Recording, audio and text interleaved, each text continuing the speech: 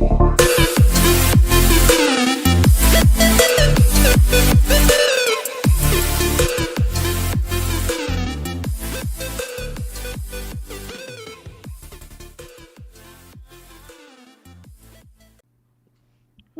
Internet, to the Play Some Video Games podcast. It's your boy, Dat Ninja Dev. Joined as always by Donnie Eat the Hype Reese and Delvin Rip Roy Ayers Cox. Yeah, I saw that news not too long ago, too. That fucking sucks. Yeah, it's been a year. Yeah, we just losing people left and right. Yeah. What happens, you get old. Yeah. It's so funny that you say that. Yeah, my best friend was like, man, because he had lost his mother-in-law, like right after I had lost my mom, and we had a friend who lost their father. He's like, man, we're at that age where we're just gonna start experiencing a lot of death. Correct. Yeah, and it just sucks. Yeah. But I don't want to talk about that. So that came for me around like 21. Oof. Yeah, too young. Yeah, absolutely. Yeah, I don't want to talk about death today. I'd rather be a little more upbeat. I've had enough roughness today. Yeah, exactly. Delvin was fucking nuts. Tell us about it, Delvin. Since Florida Man story time. Let's go. Well, I'll start off the day with this quick antidote. So I went to work. I was going to work, and I got a phone call from, because I do property management. Mm-hmm. And I got a phone call from one of the properties I manage, and the guy was like, "Hey, this lady who's on Section 8, I want her to fuck out my house." So, because she hasn't paid rent 2 months, and he's living. He's like, it's the long story short. She hasn't paid rent. He's afraid that her kids are gonna just stay in there when she leaves, because she has another place already. So he essentially called the Section 8 people and told me, hey, why the fuck she hasn't turned in my keys? Then the Section 8 people called her and get the fuck out of this man's house, or we taking you off Section 8. And then that mean I had to essentially go do an eviction today. Mm-hmm. Because I had to go there, help them get the stuff out of there, and make sure they got the fuck up the property so I can lock that shit up. Mm-hmm. And change the locks and stuff, have people change the locks and stuff like that. That's how my day started off. Then, and by the way, it's the first of the month. It's like the first week of the month. So it's the 5th. It's also it's busy as shit at my job regardless. This is the time where everybody they get their checks, they start paying their rent. This is where we make the bulk of our money. So it's So I had to also go meet a surveyor for my job because they needed money to go put a roof on the house, because Florida's a scam and they charge for every nickel and dime fucking thing they can. Hey, look like you need a new porch. Hey, you need a new roof, but you gotta have a surveyor for this. You gotta have this. You gotta have what the fuck we gotta do? All just put the fucking roof on the house. Now, you gotta be up to code. You gotta go do all this extra shit. I'm like, oh, whatever. So I had to go do that. I think your mic's muted, Donnie. You're muted, Donnie. So I say there's reasons for that. You're like, I don't understand why you got to do that. There's lots of I understand reasons why. I understand, but I don't want to get into full details of this. Because people hired their friends, Billy Bob and Joe Bob, to come out and put the deck on, and then the deck fell down, and somebody sued somebody, and thus we got regulations. I don't want to get into full details about this place, but I kid you not, we have been trying to put a roof on this property for 3 years. How is that? That just sounds egregious. Exactly. I think California has a lot of similar issues. After loophole, we got by all the time I told them eventually this roof is gonna cave in and fucking kill somebody, and it's because you guys don't want to let the guy, a professional roofer, not like some rinky-dink guy out the corner, like a professional roofer, do his fucking job. Oh my God. Now I about lost it. I told you guys over the break, my neighbor's house burned down across the street. Mm-hmm. They still haven't touched it because they have to go through all the insurance and everything.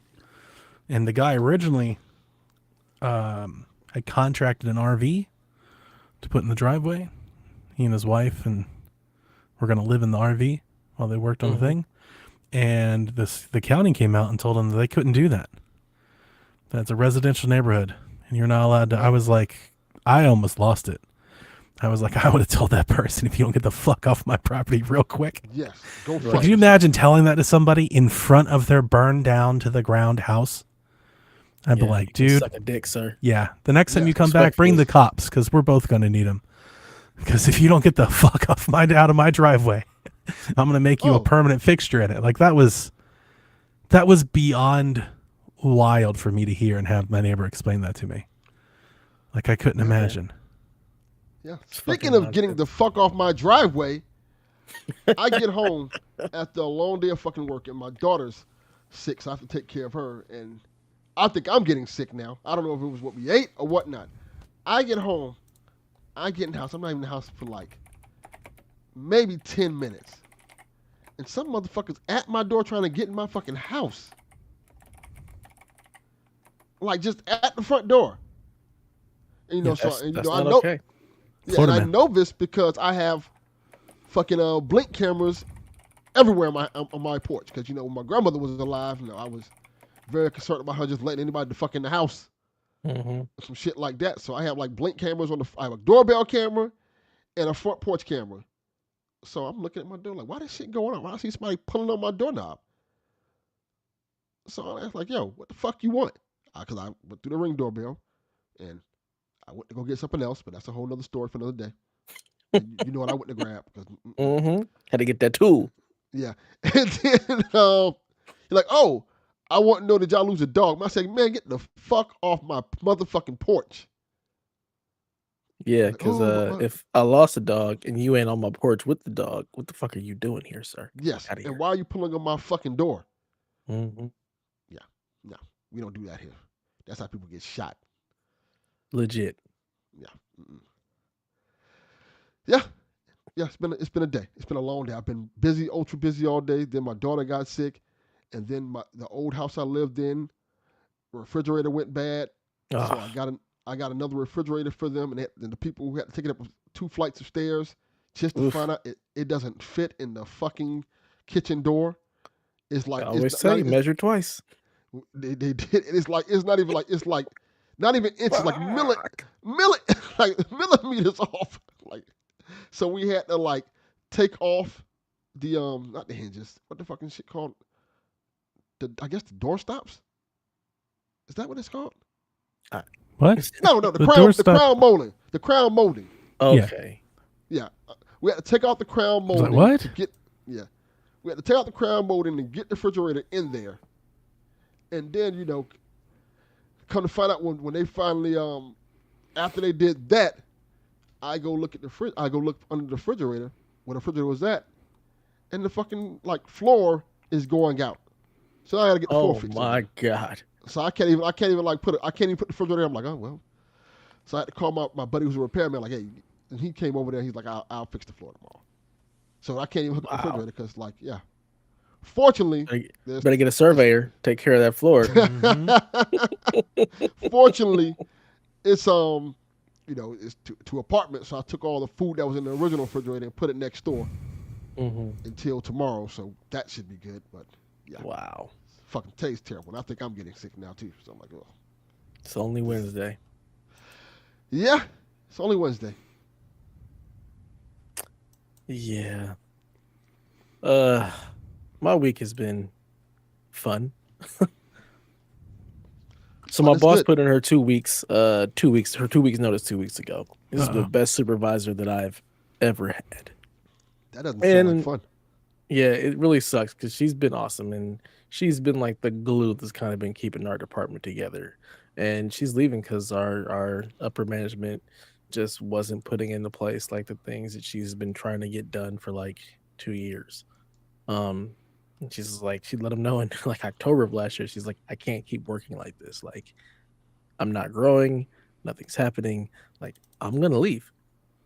They're like, oh, okay. Well, we're gonna start making changes. There were no changes made, and now she's gone. So, just trying to piece together all of that. And like I said, she was amazing. Like, she's probably she is bar none the best supervisor I've ever had. So, just trying to figure out how I'm gonna go forward with all of that and what that could mean, because you get a new boss and things change, or I can try to become the boss and deal with the shit she was dealing with. So I'm like, ugh, I gotta weigh my options. Yeah, and then like the pay jump is like tiny. Like there's like it's like just this minuscule amount of money, which is also funny because anybody who comes in and takes that position is going to make less than everybody that reports to them. So it's also just an issue of compaction, and it's just a mess. So dealing with that. And then this week my son has had a lot of behavioral issues at school. So every day I get a call to come get your son because he's not listening. He's throwing tantrums. He's just acting up, and we can't send him home on the school bus like this. So that sounds familiar. Isn't that right, Delvin Jr.?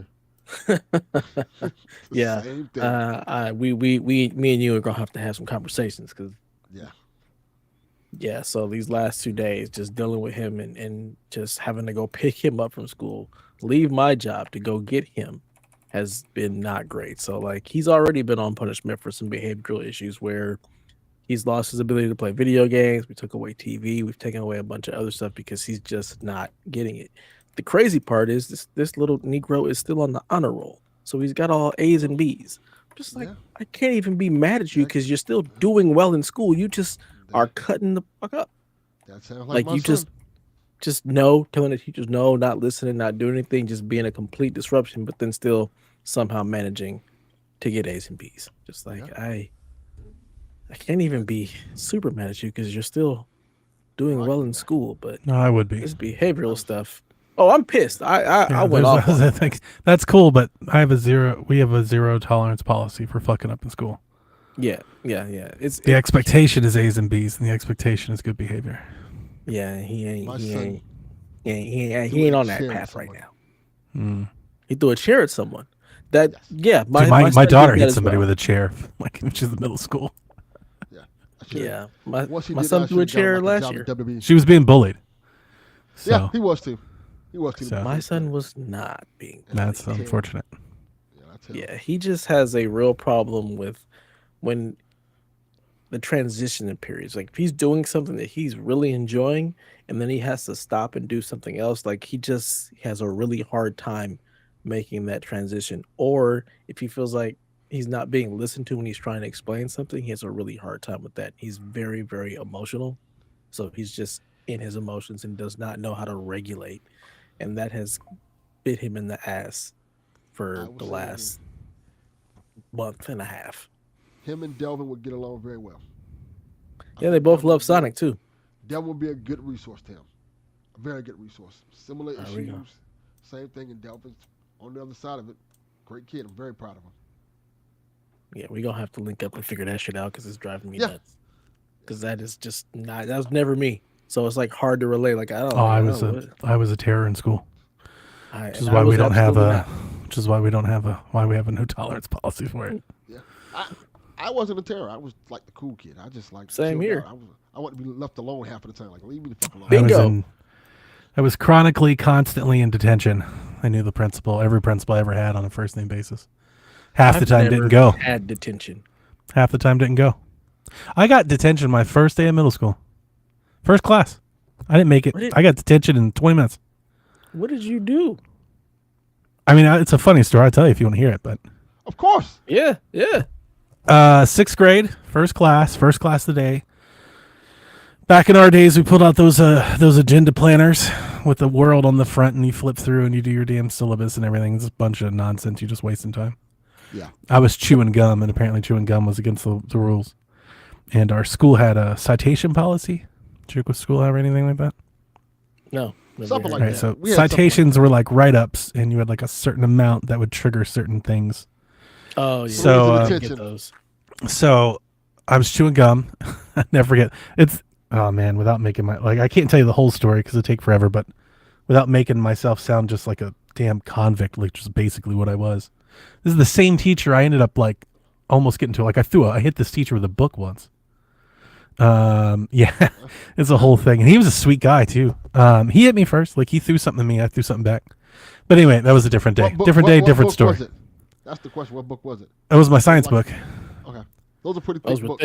Yeah, that's a thick book right there. So anyway, sorry, I'm getting sidetracked. I was chewing gum in the class, 20 minutes in the class, and he goes, "Mr. Reese, are you aware that chewing gum is against the rule?" And I was like, "Nah, man, I just got here." And he goes, "Well, that's a citation." I was like, "What are those?" And he was like, let's discuss." And he's like, "All right." So he reads the whole thing. I won't regurgitate all of it, but the gist of it is, after 2 citations, you get detention. After 4, you get something else. After whatever, you get sent home. And like 7 is like the number to go to the principal. Like, so you get 7. And for anybody that's just now joining us, have never listened to our DLCs or know nothing about me, I grew up a very unruly child. He's a habitual line stepper. So I was like, cool. And he goes, the scene from Demolition Man, where he's just cursing, getting the usual toilet paper. You're not wrong. It wasn't that dramatic, but like we are literally 20 minutes into class. Like we haven't even woke up yet, and I've never been more of a morning person. And I was like, okay. He was like, "So do you want your first citation?" I was like, "That's fine, whatever, man." And he goes, "Okay." And he literally got up, stopped class, everything, went and started filling out. It looked like a traffic ticket. They had like a little form you fill out and you rip it. And he gave it to me, and I was like, "Cool, dude. Who gives a fuck?" And he was like, "Are you cut? Do you want another one?" I was like, he goes, "Okay, spit out the gum." And I was like, "Why?" And he was like, "You just got a citation for it." I was like, "And I'm going to chew the gum. Like, I did the crime. Let me fucking, at least I could keep the gum." Mm-hmm. And he goes, "If you don't spit out that gum, you're getting another one." And I was like, "Let's do this. Let's light this fucking candle." And I was like, "Okay." And he did too. And then we sat there for another 10 minutes. He did. We did 3. And I was like, "Dude, at this point, I'm not spitting out the gum." And he filled out all 7, and I walked to the principal's office like an hour into class. Wow. Let me ask this question. I know you don't have to answer it, Donnie. But this whole display he did, didn't that disrupt the class? Oh, 100%. More than letting you 100%. Which is what I was saying in the midst of it. You know, I was just like, to me, it just felt like a worthless like display of power. You know, I was like, dude, okay, like it's, and I even told him, I was like, dude, if you just let me chew the gum, I would have spit it out before we left class. You know, like just like, why are we doing all this? And honestly, it wasn't that heated. I let him fill out his forms. He gave them to me, and I was like, that's cool. And I picked up my stuff, and the funny thing about this story, you know, I told you guys before, or at least you guys know, listeners don't. I moved around a lot. I had a lot of parents, had a lot of school systems in my life. The principal that was my principal in 6th and 7th grade, and I got in a lot of fight. I got suspended like many times. So his name was Principal Klein, and anybody that had him knows that on the announcements, he would read the announcements every day. In middle school, he'd always do this: "Make it a great day or not. The choice is yours." Like everybody would always mock him for that. So I'm in high school in a completely different school, like an hour away, completely different school district and everything. 9th grade, I'm walking through the hallway talking to my girlfriend at the time, and lo and behold, do I hear my name being called from a distant office as I walk by. "Donnie Reese!" Step into mine. The fuck if it's not Mr. Klein. He just took the principal job. He heard my voice in the hallway. That's how and was like a lot of time with that man. That's what I'm saying. Like I walked in and I was like, "Yo, Klein, what the fuck are you doing here?" He goes like, "I know we're not about to have a bunch of problems." I was like, "Listen, I'm not going to promise anything." You know, I was like, but it was a more rural school. And I was like, "Look, it's kind of chill here. Nobody's like, you know, we're not doing citations. We're not doing all this nonsense. Like, I'm not trying to beat up people. Like, it's fine." So it was in my head pretty nice. Picturing Principal Strickland from Back to the Future. Oh yeah, McFly. Absolutely. Oh my God. So it was pretty funny. I was chronically a bad kid. Yeah, you wouldn't even know I was in class. Like I was just there. Half the time you wouldn't know I went to school because I didn't go to class. Yeah, I'm there. I'm asleep. I wake up. I get an A on whatever test we're taking, and then it's like I'm not even there. I'm ready to go home or go play. I'm ready to go to practice. I'm there just to get the football practice. So that was my thing. You were talking about like, you know, he's got bad behavior, he's got good grades. Like that was me. I had excellent grades, and I barely showed up.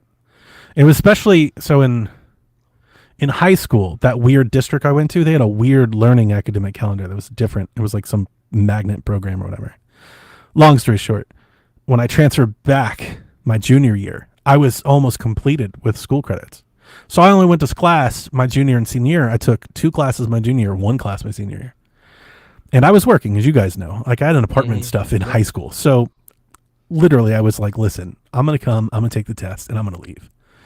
Like, let me graduate. Grown man problems. Kind of. I was like, I got rent, I got lights and shit. Like, listen, let's not fuck around with like this tomfoolery and nonsense. Like, okay, like I'm here to golf. I'm gonna make practice. I'm gonna make A's, and I'm gonna go home.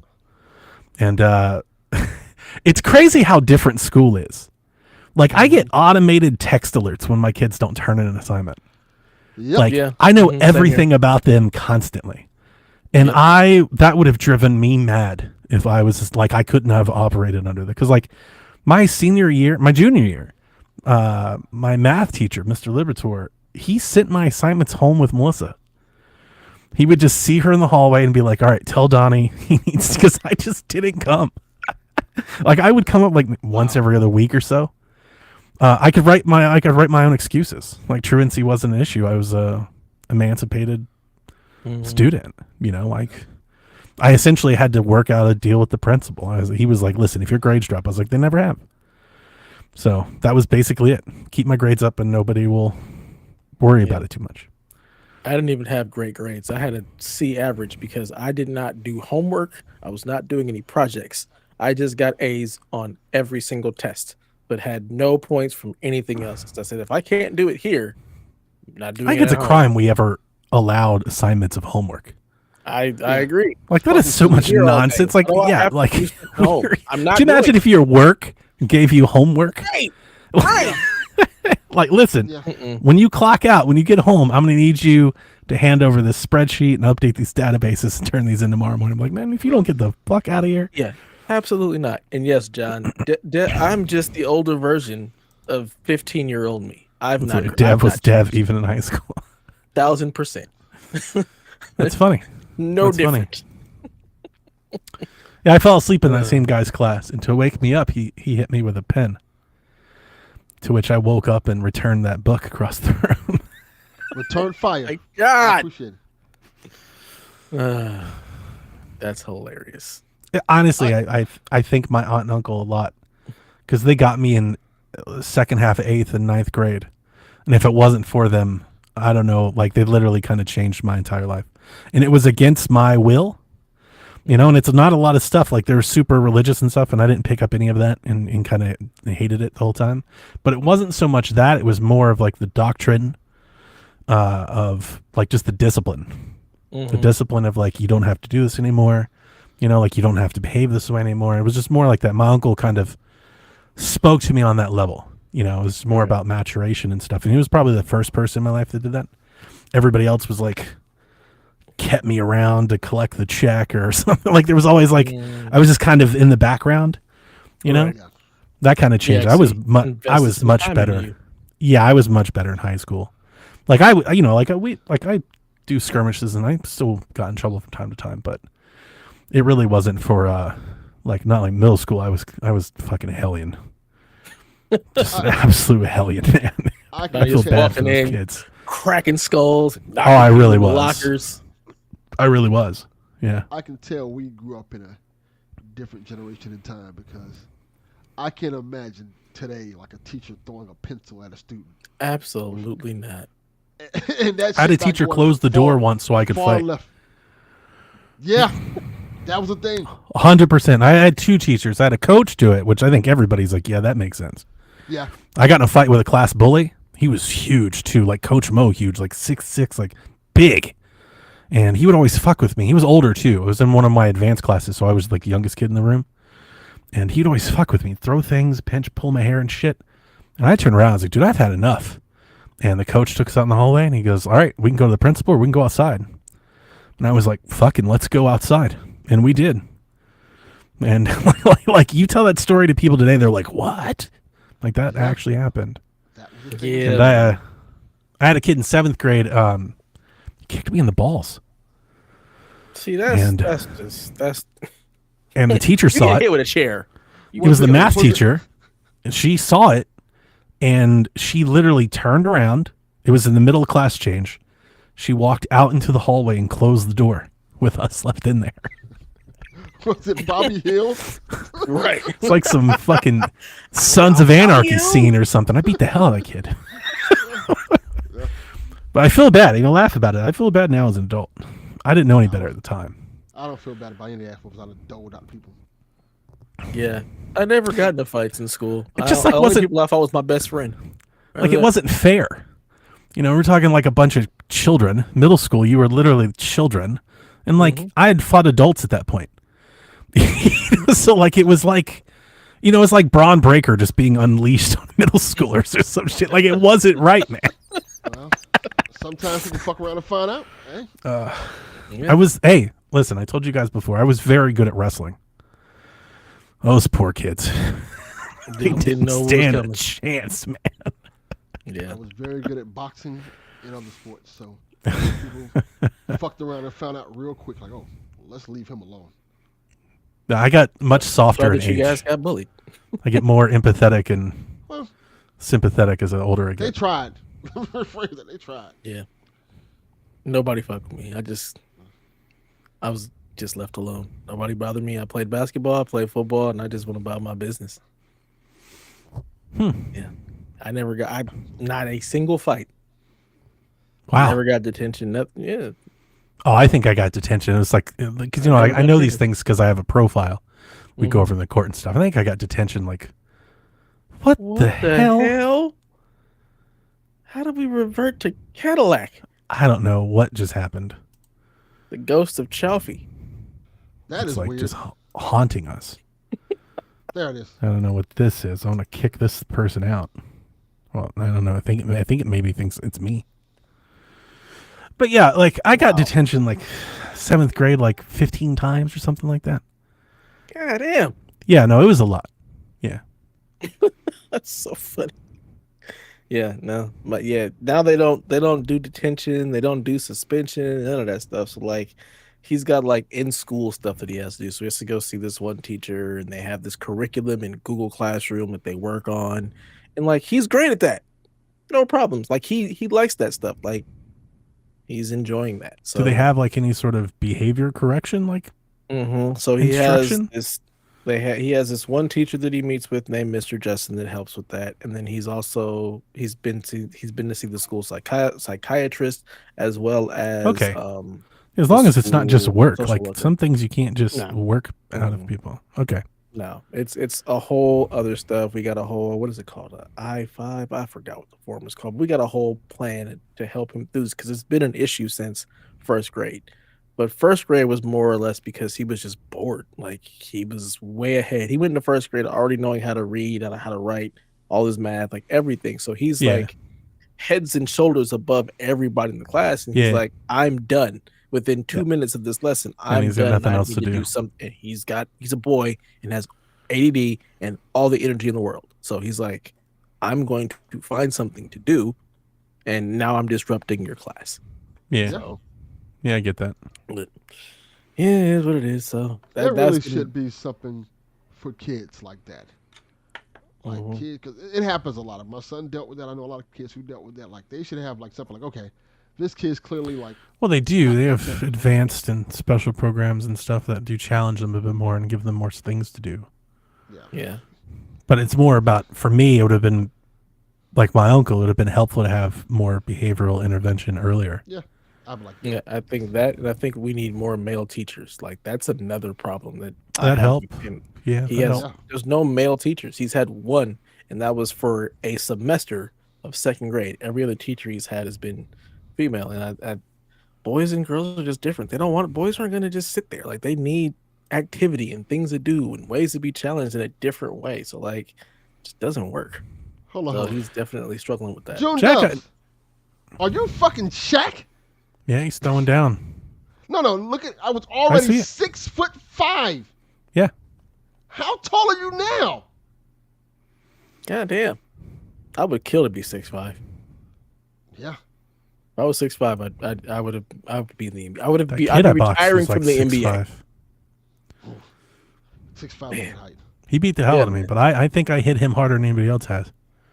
So sometimes that's all that matters. You felt that. Yeah, no, he didn't bother me again. Exactly. Like, this is too much work. That's all you gotta do. Just let them know, hey, this might be a little bit too much work for me. I told him, I was like, you can't hit me harder than some of the other people have. So, like, everybody else scared of you. Ain't like, there's no fear over here, buddy. Like, I told the coach immediately. I was like, let's go outside, and I just turned and started walking. I was like, I can handle this. We don't have to go to the principal's office. No problem. Yeah. I love that June Dubs is only 6'6". Only. Right. Only 6'6". Giant. What the fuck, John 32? What?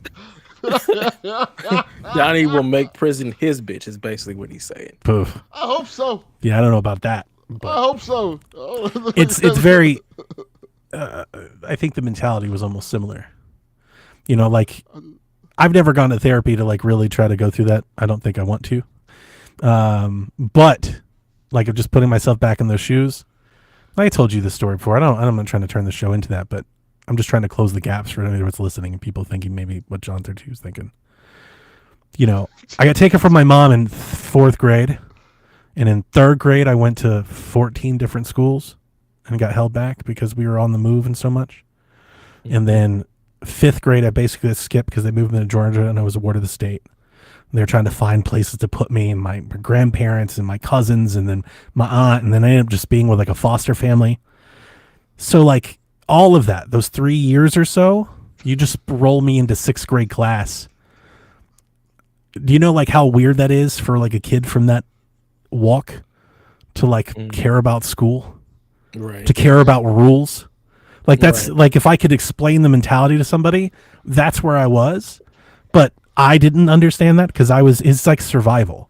Yeah, I'm just the flies. I'm literally just living. Like, you know, I don't know where I'm going to be next week. I don't know who I'm going to be with. Like, I didn't give a shit about your citation. I don't give a shit about your agenda. Like, you know, like that was the least of my concerns. I didn't even want to be here. I didn't want to be in Georgia. Like, I hate all these, you know, like, so it was a tough few years there. And nobody like sat me down and like tried to maybe help me process any of that. You know, I kind of had to find that on my, like I said, my uncle helped a lot. Yeah, that's good. I'm glad that you found your way to him. Sean Capri. The milkman, Carl. He's back. Carl. Hey, listen, I was dropping double dubs with Carl. Okay, Carl was getting work. Nice. So yeah, that's been my week. Other than that, I've just been playing Far Cry 6 and enjoying the hell out of it. So that's been my reprieve from all the shit that's going on. I'm gonna go and fucking liberate this goddamn island. Damn right. Lots of soldados. Everybody's dying.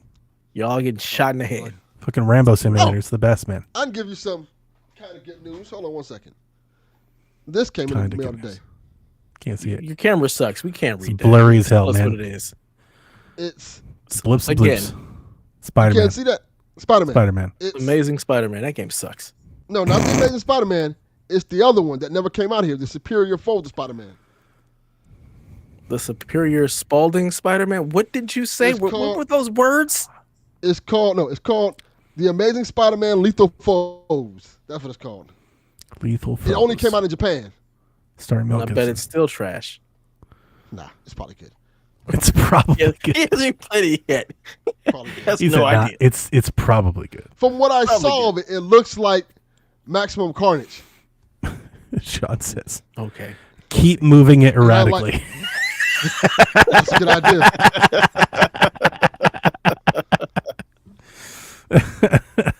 It's like trying to take a picture of a fucking ghost. Right?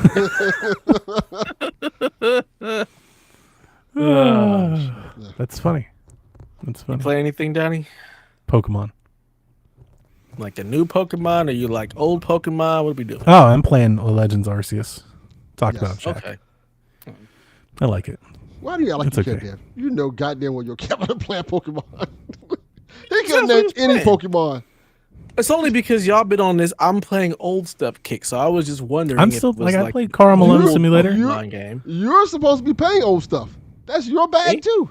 No, it's Yeah. not. Y'all Deserted y'all Island. gave me that bag. Yeah, I'm Loves not on it. Plays it Deserted every Island day. right now. So Fucking no. balloon fight is his shit.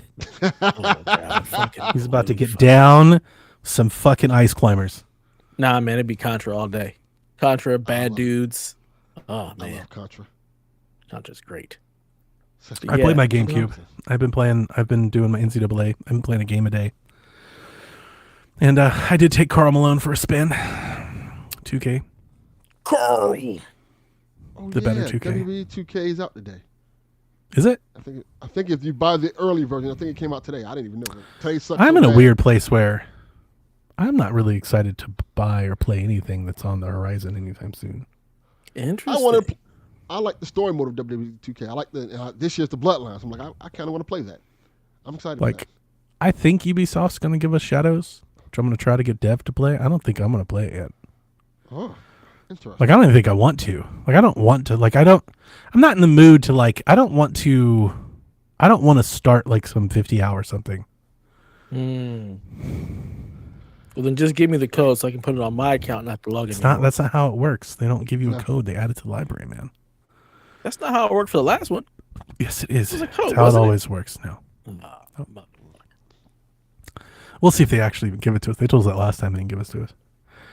So, at this They point, gave us Star Wars. At this point, it was Mirage. They didn't give us Mirage. Oh. At this point, I'm surprised we're still in the program. I think they just count us as like Uplay player. They're like, if we pay them, they'll use it. Like, I mean, that's basically all we are. We're like, I played a lot of Star Wars, so we're like free analytics for them. it works for me if it gets me to play Free the game. metrics. We'll see. Looking forward. But like, to it. let's say if they don't give it to us, like I'm not planning to buy Shadows anytime soon. Like, I definitely want it. I want to play it, but like right now, I'm just not in the headspace of like I'm ready to commit and play like this really long game right now. Like I don't really have any of that energy, and I haven't for I would say weeks, long time. Yeah, but it's at this point it's been months, so I don't know. Mm-hmm. I'll come out of it eventually, I guess. You'll come out of it after you get the Switch too, and have actually played some things, and like I could get into a long epic. Perhaps it's easier with the Switch. I mean, that I got to tell you, that's a part of it. The only thing I've played for 2.5 months has been Switch. You know, that's the part of it that's like the idea of sitting down and locking myself to a television and staying like. That's just kind of not in what's going on right now. Yeah. You know? That's all I want to do is sit down in front of this computer and play games right now. I'm just like, leave me alone. Let me just space out. I'll tell you, Dev might be interested in this. I am playing a game. I completely forgot. Yeah, I talked about it on Cadillac yesterday. There's a Masters of the Universe fan game that is fucking awesome. It's like a side-scrolling beat-em-up where you can play as He-Man, Man-at-Arms, Tila, the Sorceress, Skeletor. Why would you play a Skeletor? Because the bad guy in the game is Hordak. Oh my god! That's why Sheila's in it. It looks like the cartoon show, and it is fun as fuck. I love it. Now, when you say like fun, is like what makes it fun? Is it just like a Streets of Rage clone? Like you said, it's a side scroller beat 'em up. It's like a Streets of Rage clone. It came out apparently like a while ago, like 2012. It looks. That's a long time ago, not a while ago. Like that's ancient history at this point. Yeah, it looks like the show. It starts like when you boot it up, it starts just like the He-Man show, like to the T. Like it's like you're watching an episode of He-Man. It's so cool, and a fan made it. I guess it took a while to make it, but that shit is dope. What is it on? Is this like a Flash game? Is it on Steam? Where are you playing this? I just downloaded it. It's called it's on Game Junk. You can find it. It's on Game Junk. Game Jolt. Game Jolt. Looky there. And you're playing this on your computer? Where are you playing it on my Steam Deck. Steam Deck. So computer. Computer. Yeah. That's what that is. It's a computer. I just sent the link so you can see what it looks like. All right, cool. Private chat. There's no question here, Sean. But it's not a question. We also don't care about sticks on ice. That's crazy that Ovi is that close. Sure. To the great one, Gretzky. That's nuts. That is kind of crazy. Yeah, that's nuts. That is. I knew Ovi was good. I didn't know he had it like that. That's crazy. I didn't know that girl. I had no idea that he was that unattainable. I didn't know it was unobtainium for him to have that record being broken. I mean, it's 2025, and the goal still, the record still belongs to Wayne Gretzky. That seems like a pretty crazy record. Yeah. Again, had no idea because it's hockey. Because he hasn't iced in some time. Yeah, you know. I mean, that's like LeBron breaking Kareem's record. Yeah. Right. I know Wayne. Same Gretzky rarefied air. Stars. Yeah, exactly. He's the white guy, right? Yeah, he's the white guy from Pro Stars. Mm-hmm. That was a great show. So you know he got to be good if he's up there with Michael Jordan and Bo Jackson. Right. Bo Jackson. Like, I mean, he is the Bo Jackson of hockey. Bo Jackson's my guy. I love Bo Jackson. Oh, man. Cut too soon. God. Yeah. Oh, it makes me sad. But that's not a question, though. Okay, here's the question. Yeah. Do you think he'll break the record? And what do you make of this historic moment? I don't make anything of it. I got to tell you, we don't care. I think he'll break. We don't care. What is it, like 10? He got that. Did I win? I did win. What'd you win? What did you win? The bidding for a copy of Dragon Quest 1, 2, and 3 on Switch. So. Deals with Donnie. Never Not ends. a deal. I paid a pretty penny for it. Is it rare or something? I think so. I don't know if it is or not. I don't see it around often. And, those retro collections, they don't do a lot of prints of them. So. I didn't realize it was a retro collection. I just assumed it was. It's the first three. It's Dragon Quest 1, 2, and 3. It's just ROMs. Oh. Yeah. I bought it for the box. Okay. So it's not like something that was released? Okay. It is. No, it is. Yeah. Good for you. Not bad. Good for you, sir. All right. Enough about our nonsense. Let's get into some actual video game news. It's some people hating big time, but it's people hating on this campus. You are freaking African Americans plus Mark. You know what I'm saying? Which I'm rocking with Mark because Mark is rocking with us. Nice. It's a good one. I love it. I love that one. That's great. Let's look at the news. Tony Hawk's Pro Skater 3 and 4, all rumored, officially announced, coming to all platforms, including Nintendo Switch. Day one on Game Pass, of course, as Xbox owns Activision. Comes with a deluxe and collector's edition with Doom content, where you can skate as the Doom Slayer or the Revenant, and customize your characters with lots of Doom hoodies, hats, and skateboards. That's cool. It's pretty cool. Is that the one Wayne was in? I don't know. Tony Hawk's Pro Skater 4 is getting all of the reaction afterwards for several reasons.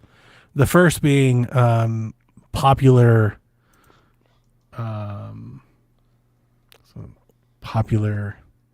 infamous character Bam Margera does not look like he will be included in Tony Hawk's Pro Skater 4, which he was in the original game. Just not having a character doesn't seem like that big of a deal, but one of the, was it Thug? Yeah, the Tony Hawk's Underground. I think 2 maybe? I kind of got off the ride before that, so I may be off base there, but my understanding is that like the roster was split between like Team Hawk and Team Margera. So like he's a prominent figure in the series moving forward.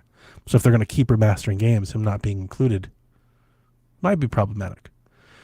For anybody that's not kept up with Bam has had frequent addiction and legal problems since Jackass. Yeah. So I don't know. Like Tony Hawk 5.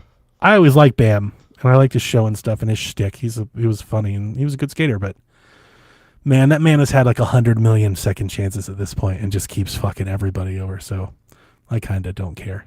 I don't. Okay. I don't know. I would understand why you would want to pull him out of the game. Let me ask the question because I legit don't know because I don't follow Bam Margera. Is his fucking people over like actually like affecting people, or is he just like? Yeah, no.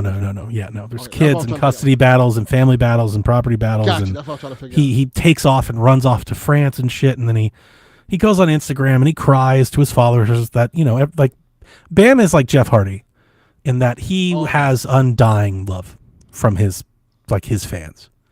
Okay. Like he can fuck up again and again and again and they will always be there for him to come back. So there's this cycle with him where he's like, I'm getting better, guys. I'm drinking water. Like I'm skating again. And everybody's like, he's back. And then he's like, you find out, no, he was like doing drugs and was found in a gutter and fought somebody on camera and got arrested. And, he's not. So he's definitely like Jeff Hardy. Yeah, he really is. It's a really good parallel. I didn't think about it. I just pulled that out of the hat, but it's a very really good parallel. I'm just mad that he has the amount of money where he can just go off to do all of this nonsense. Like that makes me mad. His show was very popular. His MTV show was huge. Yes, it was. He made a lot of money with Jackass and whatnot. But anyway, yeah, Viva La Bam. So he's not going to be included. So some people are upset about that. Not really. I haven't seen a lot of outrage, but some. More possibly upsetting. And I don't, to be fair, I don't know this to be true or not yet. There is some language on the game's listing that seems to suggest that Tony Hawk's Pro Skater 4 may not have the story mode that the original game had. That they're retooling that a bit. They mention that the tracks have been remastered and recreated for 4K and all that. And then they say we have a streamlined goals mode and the 2-minute format. So for anybody that's never played Tony Hawk, in the first 3 games, it's like level based. You pick a level, you're trying to accomplish a goal or a set of goals, you have 2 minutes to do it. And you do as much as you can, and then at the end of it, then you restart or do it again, keep checking off the box. 4 was different. 4 was like open world. It was like a little hub, like a little free skate. Like free skate was the campaign. So you like skate around and you would like find objectives to do by like talking to people, and they would give it, and they was still like level based. I think some people that are very upset about this news, I think, are maybe just being angry because in the game, when you actually got the objectives to do, they were also timed. A lot of them, not all of them, but most of them were. I think 4 was like the last one I played. I kind of got off the ride, I think, after 4. But it's also the one that I have like never gone back to. Like I've played 1 and 2, obviously they had the re-release, but even before the re-release, I would play it every so often on 64 or something. I've never gone back to play 4.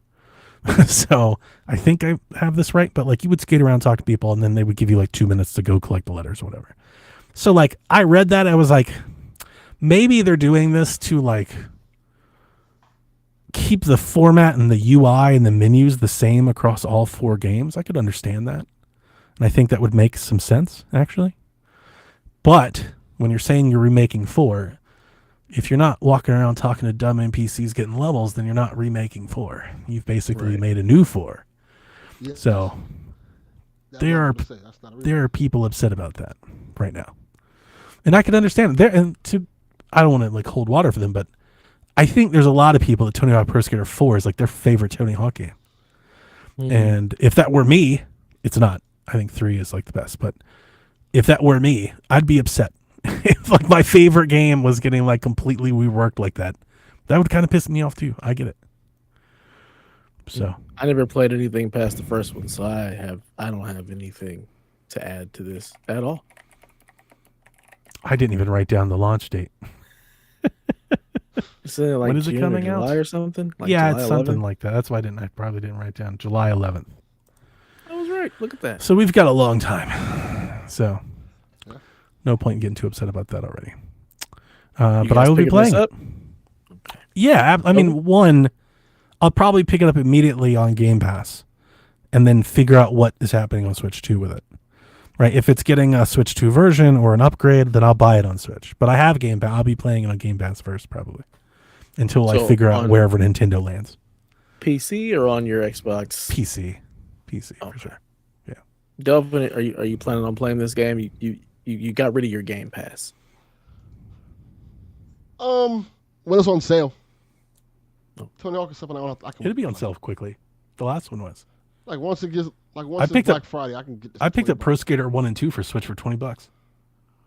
Yeah, see, that's what I figured. I'll get it when it comes to wait till PS it's- Plus. Yeah. Sure. That's all I That have too, one can and two. do that. Well, shit. Then again, I might not even have PS Plus by then. So there's that. Damn. Delvin said, I'm done with you subscriptions. I'm done with it all. I'm getting out the game. I'm playing Super Nintendo. That's it. I don't see the need for these things anymore. Like, I'm done. I'm out the game. I'm done with it. May not be far behind you. I'm hoping the Switch 2 is a nice You're jolt. going to be really far behind him because you got Game Pass for a decade. I mean, yeah, I paid for it, but I may not be using or paying attention to it. So I paid at that PS point, it's Plus just sunk costs. for several years. I think like I had it. I think this is my. What happened? God damn it! This might be my last year PS Plus that I paid for. I think I had it like paid in advance for like 4 or 5 years. Wow. I think you only stacked 3. Like, you've never been able to stack more than 3. But every time it did it, I just like every time they had the sale, I backed up it. Yeah. And then, I wonder if Chalfie still has like his computer open. No one, Chalfie. Right? Like you can't rule that out. That like he got up and left it there as is, and it's still there. Like Never logged out. It's still running on still- Safari. it's still trying to go. Alley. I blame him. Yeah, for sure. Game Pass updates. The 3rd, which is not today, right? Today is the 5th. So already out is Monster Train. Today you can play Galacticare, whatever that is. Tomorrow is one lonely outpost, which is, I mean, while he's here, it's a Sean-ass game. March 11th, you get to play Enter the Gungeon. And then March 13th is Mullet Magic, which is a game I've had on my wish list for some time now, so I can finally play it. Because I've been hunting a good sale for that. What the hell is Mullet Magic? It's like this acid neon boomer shooter. correct. Super Sounds colorful. Like Bayou Billy. I mean, it's crazy. Yeah, just like acid trip, Beavis and Butthead type of stuff. So it looks awesome. I've been excited to play it. So I will use Game Pass this month, which is something I haven't said in a while. Look at that. March 18th, 33 Immortals comes out. One day at some point, I would like to try that game. Have you guys heard or seen that? It's been in several of the directs and presentations. I've heard the name. Couldn't tell you what the hell it Yeah, it was. looks interesting. It's a multiplayer. I would call it a mass multiplayer roguelite, but I mean that's too much. It is a roguelite game that you play with online multiplayer up to 33 other people. Like you all go on a run to kill a boss together. So it's like this isometric thing where you're all fighting and trying to do the run together, and then you die and you start all over again. Like, is that a game for me? No. Do I want to experience it once to see what it's like? I think so. Like, I want to do like a run. Is that something I'm going to sit there and keep doing it and to the end of the game? Yeah, definitely not. So, Is there an end of the game? I have no idea. It's a novel. It's unique. It's like Hades, but like mass multiplayer Hades. So No. it's unique, if anything. Looks Yeah. awesome. Neil Druckmann was interviewed by, I've already forgotten. Variety. Variety. I was going to say The Verge. I knew that wasn't right. I was like, that's not right. And he was asked about Last of Us 3.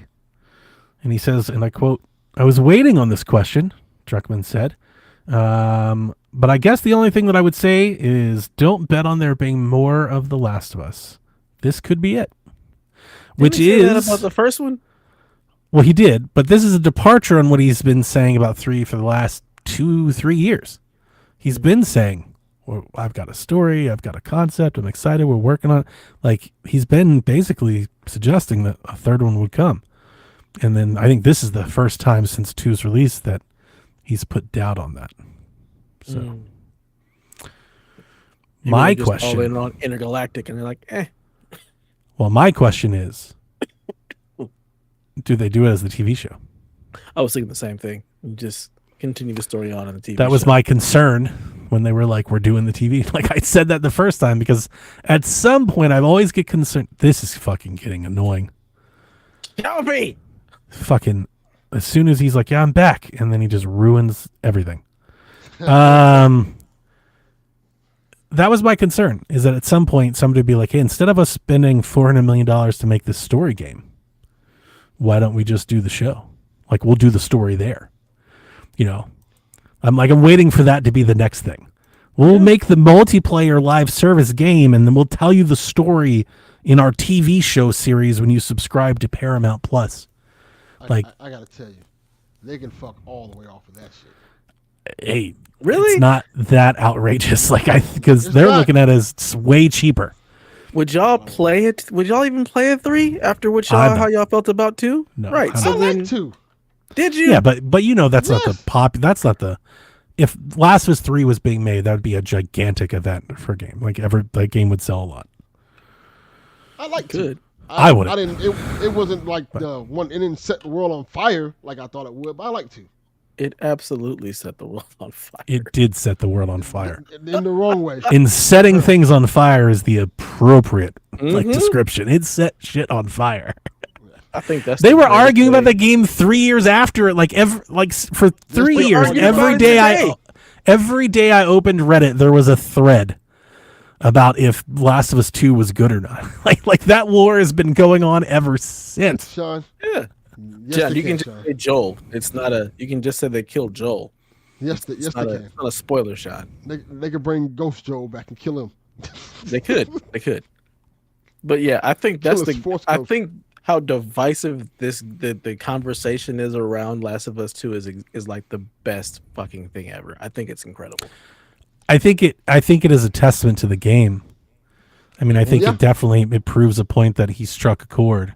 That was my sentiment when I played the game. Was it felt like he made a game specifically to counteract the franchise's own fandom.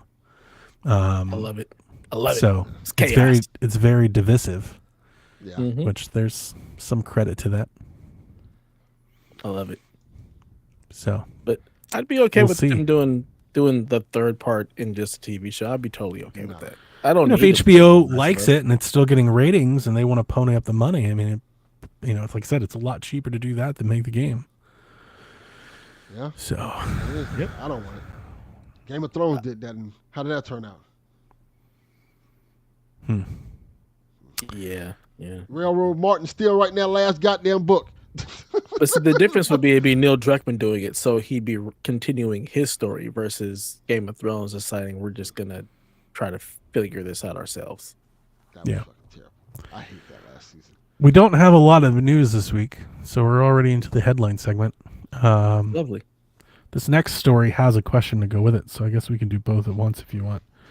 Yeah. Famed 90s publisher Acclaim is set to be revived, focusing on indie developers and what they say are their classic franchises, which I have a comment about, but I'll save it. It's an indie game studio dev that's leading it as CEO, and Jeff Jarrett, Double J Slapnuts, is on the board of directors. Which, for anybody that doesn't follow his successful career as an entrepreneur, only speaks to the utmost success that this company will have to know that Jeff Jarrett is there making the hard decisions and his empire of well-ran businesses behind him. Yeah. That is all sarcasm, people. This man has killed every company he's touched for the last 20 years. Pretty much. I mean, yeah, that's not even a slam at him. That's just facts. That's just the truth. This man has stopped and started no less than 10 wrestling companies that have all went in the trash. So I don't know how much that bodes well. I don't know which one of our questions is for Acclaim. I'm trying to figure out what's their classic games they're going to do. Because all these games are fucking licensed. I've got a question. I mean, I've got a I have the question. It's from Tyler Knopp. He said, hey, PSVG, a cop. Acclaim Welcome is back, Tyler. He's been a long time. Well, Tyler's back. Yeah. Welcome back, Tyler. He says, Acclaim is back. What's the first game from them that comes to mind? They're one of the best publishers and had tons of choices. His would be 94's Virtual Bart for the Sega Genesis. What? Yeah. That's crazy. Yeah. That's the first thing that comes to mind? Wait, that's a shocker. Bart? Yeah. Well, they had some good Simpsons games. I do remember people liking those Simpsons First of all, stop with the good. No, they did not. Those Simpsons games Simpsons were games. terrible. People like them. It's NBA Jam. They didn't. They didn't even make NBA Jam. They just published it. But the logo, they published it. Yeah, when I think Acclaim, I think Jam. I think Mortal Kombat. I think Quarterback Club. WWF. I think Terminator 2 arcade game. Terminator. Correct. Quarterback Club is a good one. I think Quarterback Club. Acclaim, when I think of NBA Jam on Super Nintendo, I think of the Iguana Corp that actually made the game. Like, I remember seeing the Iguana go by. Like, that's what I think of when I think about NBA Jam. Yep.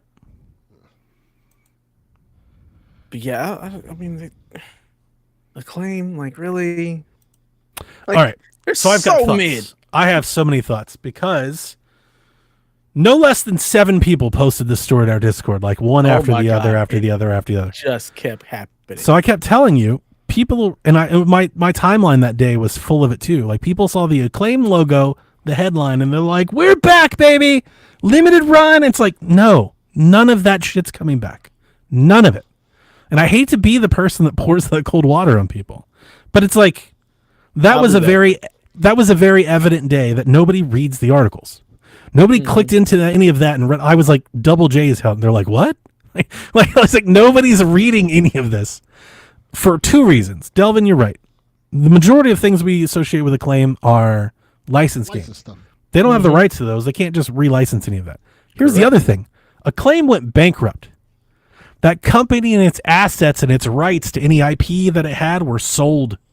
Gone. So for them to do anything with any of the things that you think of when you think of this, they would have to relicense or reacquire the rights to do that. Now, that's not impossible. If they've got enough money to do it, they could. And they said that they want to do that. I'm just thinking maybe lower your expectations a lot.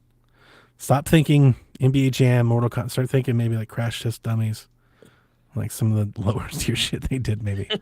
You know, I do think with Double J there, if I could possibly throw something out there, he works for a wrestling company that likes to make video games. Could we see an arcade AEW game come? Could he work on an indie wrestling game? Could he be an avenue for them doing something in that realm? Absolutely. I could see that happening. Bring back Legends of Wrestling, brother. No. I have Legends of Wrestling. Yeah. I like but yeah, I was surprised the amount of nostalgia is a heavy drug. I get that more than anybody, but the amount of optimism that came out from like just a headline. It's like Acclaim is back. It's like, no, they're not. Whoa. Yeah. Somebody bought the name. That's all that it is the name. So reckless speculation. What they think they'd be publishing, what they think they're gonna bring back. What are their classic games? I don't even know what their original titles are. Because when I think Acclaim, I think nothing but licensed stuff. It's all licensed stuff. It really is. Like, I'm sure they have something. I'm looking now. What was that Wolf game? That's not a good. Smash TV. They have Smash TV. Airwolf. That's a TV show. Is it? Okay. Yes, it is. I tried. Yep. That was the best I got. Show. Yeah. Like I said, the only thing that I can think of that they made was Quarterback Club. But again, that's Arch Rivals. NFL. You need the NFL license. Arch Rivals is Midway. They didn't make Arch Rivals. Arch Rivals is Midway, and that's what led to NBA Jam. Yeah. They have, which they published. Listed Arch Rivals, a basket brawl. They published that on the other screens. Yeah, they published it. But they didn't make that game. It was made by Midway. They published a lot of Midway games. NBA Jam, Mortal Kombat. Was the WWE arcade game Midway, or did they make that one? Ooh, that's a good question. Let me see. Because if somebody could maybe get a hold of that, I could see Jeff Jarrett talking to Tony Khan, trying to do something. Like, I could see them trying that. So the WWF game that was made for the NES was made by Rare and then published by Acclaim. So they do more publishing than anything else. They're not really making stuff. Yeah. So sorry to be your Debbie Downer, guys. WWF the arcade game. I don't think any of those things you're thinking are coming back because Jeff Jarrett decided he wanted to get into video games. If I had to bet, especially based on the market that we've seen video games in, I wouldn't be shocked if 2 or 3 years come by and this thing goes completely bankrupt and they never do anything with a game. Yep. I would bet more on that than them releasing a game like today. That makes sense to me. I'm not so sure we don't ever hear about them ever again. Like, I don't know. To quote Smash TV, I'll buy that for $1. For $1. Insider Gaming, who's had all the Far Cry reports for the last several years, reported this week that extraction shooter, that spin-off game, that multiplayer Far Cry game that they were making, is currently being rebooted or reconsidered. And that all eyes and development are now focused on the single-player title, which they had a source say 2026 might be a bit of a rush. So I was thinking that Far Cry was for sure next year. Maybe not so much now. Yeah, so I'm not surprised. I forgot that they were even making a multiplayer extraction Far Cry. I thought that one was coming sooner. I thought that was the first one that was going to release. That. And it shouldn't come as any surprise, as Ubisoft is essentially, like PlayStation, nuked many of their multiplayer live service options. This wasn't live service. This was going to be a game that they sold, but still based on multiplayer. Yeah. So, anyway. AMD's 9070 XT and its little brother launched this week to pretty high praise. Everybody seems to like that thing. I watched a bunch of reviews about it. If I had to surmise it, it seems like it's like almost like a 3080, but for $500. No, it's more like the 4070. Yeah, it's like in between those two. They're like the same. It has a bit more 4K to it than that, but not ray tracing. Was more or less how I took it. Yeah, it's a fantastic mid-level card. It's a 1440p. That's affordable and available for $550. Yep. And you can go buy it. Imagine that. What a crazy. We'll see if you can go buy it. We have no idea what stock levels are because they're not available yet. Okay. We're assuming they'll be good because there's been like all the shots of them in the wild, but it's not available to purchase yet. Okay. As I say, because I've been seeing reports that there were so many of them and you could just walk in and get one and stuff. I was like, imagine that. Imagine company making good product, pricing it competitively, and putting it on a shelf you could buy it. What a fucking concept, video games. I mean, that's always been AMD though. They don't make bad products. Their products haven't been bad. They just haven't been as good as Nvidia's, and you've always been able to walk in and buy an AMD card. And apparently, they've been shipping these cards to manufacturers for the better part of 6 months. So when they do launch, they should be much more readily available. Yeah, it seems like a nice bet, especially if you're looking to maybe upgrade from like the 20 series or something. Maybe you want to modernize, but you don't want to spend fucking $1,000, $1,500. This is a really nice option. Yeah, 20 or 30 series, and you're looking at 1440p. Great buy. Yeah, as I say, if you're running one of those 1080 or 1440 rigs, like this is the one to get then. Mm-hmm. Yeah, it's nice. Tariffs threaten the video game landscape. So our infamous president added the tariffs to China and Mexico yesterday. And of course, we woke up to the IGN article based on a reckless speculation about what it means for video games. Which I don't mean to joke silly about it. I understand people look, nobody likes tariffs. So I'm not trying to defend it.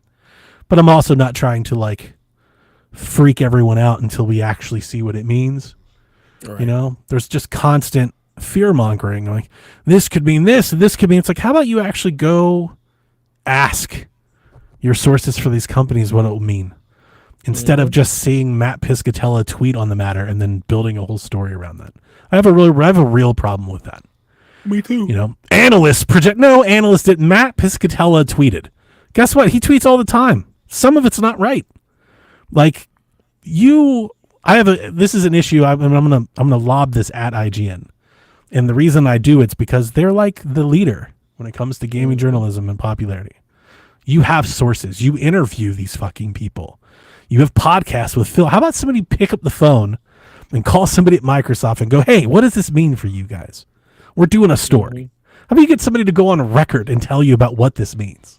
Yeah. Because this whole tariff equals digital future and like $200 video games nobody's putting any work on that story, and that bothers me. As somebody who just like likes to get to the root of things, that bothers me. And then seeing all the gamers lap it up, because I don't know what I talked about it in Discord a bit. I don't know what it is about gamers, but we are so sensitive to fear mongering and like panic. I can tell you what it is. They don't fucking read. We see a headline and just speculate. Massive Maybe so. Nobody wants to actually read into anything. It blows my mind. And listen, tariffs are bad. And if those tariffs stick, then yeah, prices, they could go up. But there's lots of other options too that nobody's talking about. Just because you tariffs Mexico doesn't mean every game is going up to $90. That doesn't mean that. It could. It doesn't necessarily mean that. Right? Like, I just don't understand why the panic and the anxiety over something that we haven't seen yet. Because guess what? Last night, he said, we're doing the tariffs. Guess what happened today? His finance chief said, we're going to have some exceptions tomorrow. Mm-hmm. And then this afternoon, after the stock market plunged, old Don, who said we're okay with the short-term trouble, doesn't seem like he's so okay with it now. So, like, who knows in a week from now if those tariffs even exist? And yet all we've done is got everybody angry and scared and panicked and cap tweeting about this. And it's like that to me, and I don't use this often. I feel confident when I say this. You guys have not heard me call media and journalism and stuff clickbait a lot. To me, this is a perfect example of clickbait. They have a headline and a graphic that is meant to solicit a reaction that has very little weight in journalism behind it. There's no reporting here. Like, I read that article. There's nothing there. That article is Matt Piscatella says. The headline should be Matt Piscatella thinks tariffs bad for like that's what the headline should be, but that's not what it is. They're like, he said it. Even be that's what's going to happen. It shouldn't be an article because there's actually no journalism that's done that at all. It's just we got to stop taking these tweets and turning them into like I don't get it. Like you are the journalists. You and all of their people that write these articles, they pride themselves on journalism. They call themselves that. It's like then fucking go find the story. Go do the work. Sean says I don't read. I listen to PSVG. Thank you. What I shared with our Discord members earlier, and again, nobody knows. This could mean more expensive stuff. So, like that, very well, they could be right. I'm just saying there are alternatives, right? They could raise the tariffs on those countries, and guess what? America buys more video games than every other country in the world. And we are the clear market leader. So, if you're Sony, you're Nintendo, do you raise prices of everything in America and risk your cash cow, or do you subsidize that tariff by raising prices everywhere else? There are ways to smooth that out to make things happen. Nobody's saying those things. Everybody's just like 20% more tomorrow. It's like, okay, right. Somebody show me the price increases before we start freaking out. So also they could show me the order that actually even says that this is a thing.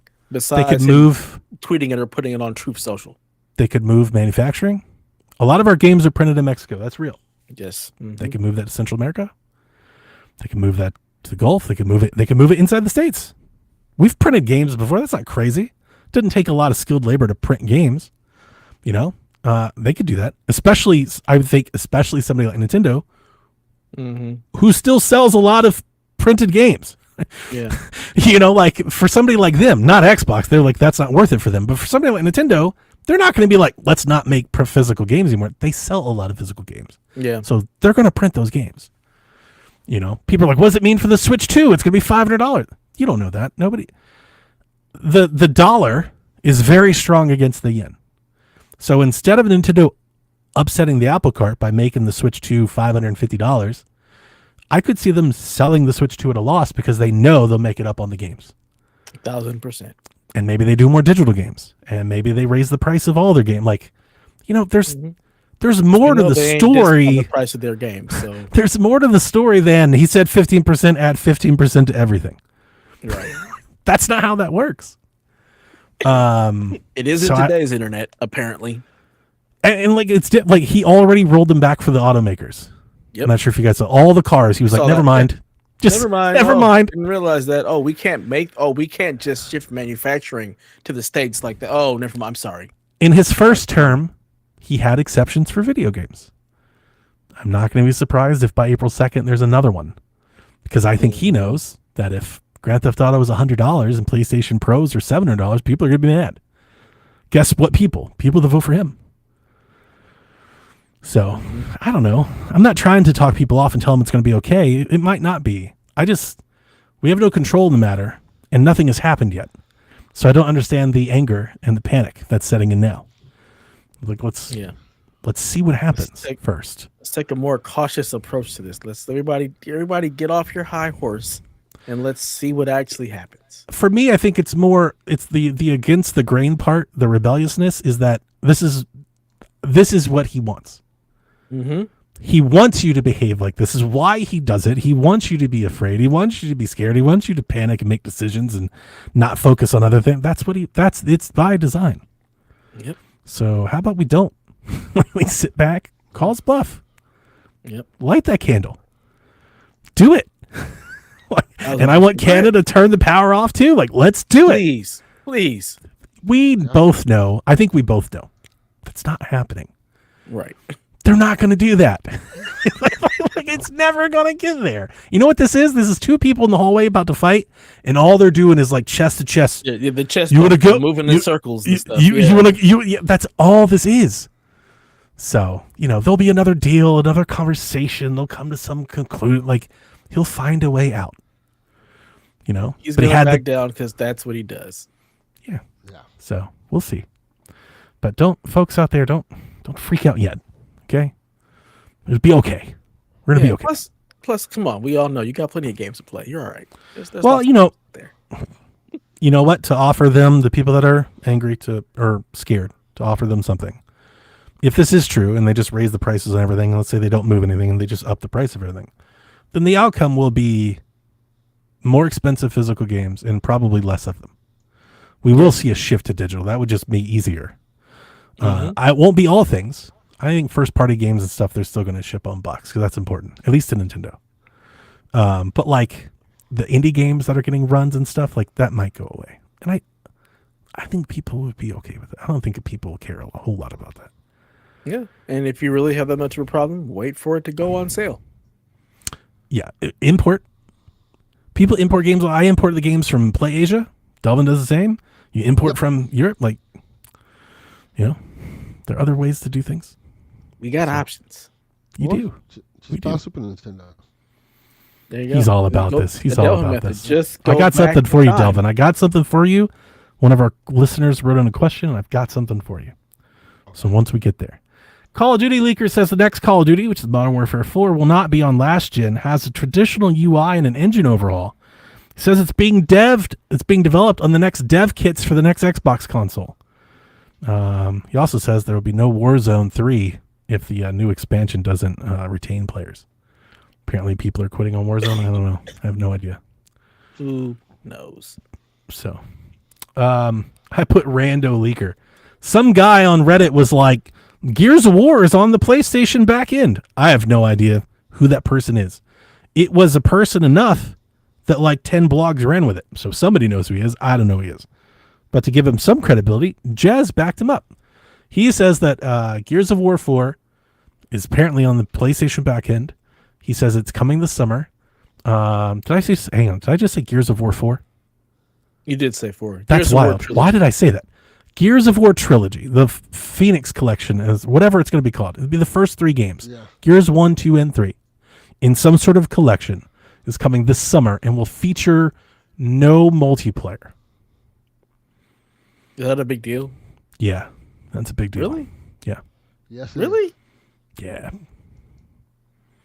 Dude, Gears people has strong multiplayer. But it's on PlayStation. I don't think anybody's going to give a shit. So my thoughts on this are twofold. One, I mean, I answered this earlier. To me, it all depends on how good is this collection. What are we talking about here? Are we talking like full remakes? Every campaign? Are we talking like Nathan Drake collection, which is what I want it to be? If it's that, I could care less about the multiplayer. I think the whole idea of this product is to get it on PlayStation and switch ahead of E-Day. It's to catch people up to the story. So when they launch their next game, everybody's in. I think that's the idea here. If it's a ROM collection, if it's like the 360 games and they're all packaged together in a bundle, then having no multiplayer, or at least a horde mode, kind of hurts. Now, if it's about catching people up to the story ahead of E-Day, the point is very sound that they probably don't want to launch a multiplayer thing because they want you to buy E-Day and that be the multiplayer thing. They don't have two multiplayer things out there. So I think that's the gist here. I just don't know like how much development has gone into this. Is this like a big thing or is this not a big thing? Because they remastered Gears 1 for Xbox One. It came very early on Xbox One. And in my mind, I would equate it to more like T-Lu remastered on PS4. It's like that as a remaster more than a... I mean, it's significant upgrade. But by like modern remake standards, it still isn't. It's not like remake. Yeah. You know, it's not like RE4 remake or something. Like, are we talking about a full new... Is this UE5, Gears 1, 2, and 3? Because that's amazing. Mm-hmm. Or is this like an emulator? Is this like a Mario 3D All-Stars Gears thing? I'm going to buy it either way, but I think there's a scale here to what's okay and what's not okay. Are you going to buy it? I mean, it's... Yeah, no, 100% I'm buying it. Going to buy it? Okay. For what? I mean, ideally Switch, yeah. Ideally Switch. Switch. 100%. 100%. Because I'll play it on PC, and then I hope they bring it to Switch. It may not be day and date, but I hope it's there, and I'd love to buy it and just have the cartridge in the box.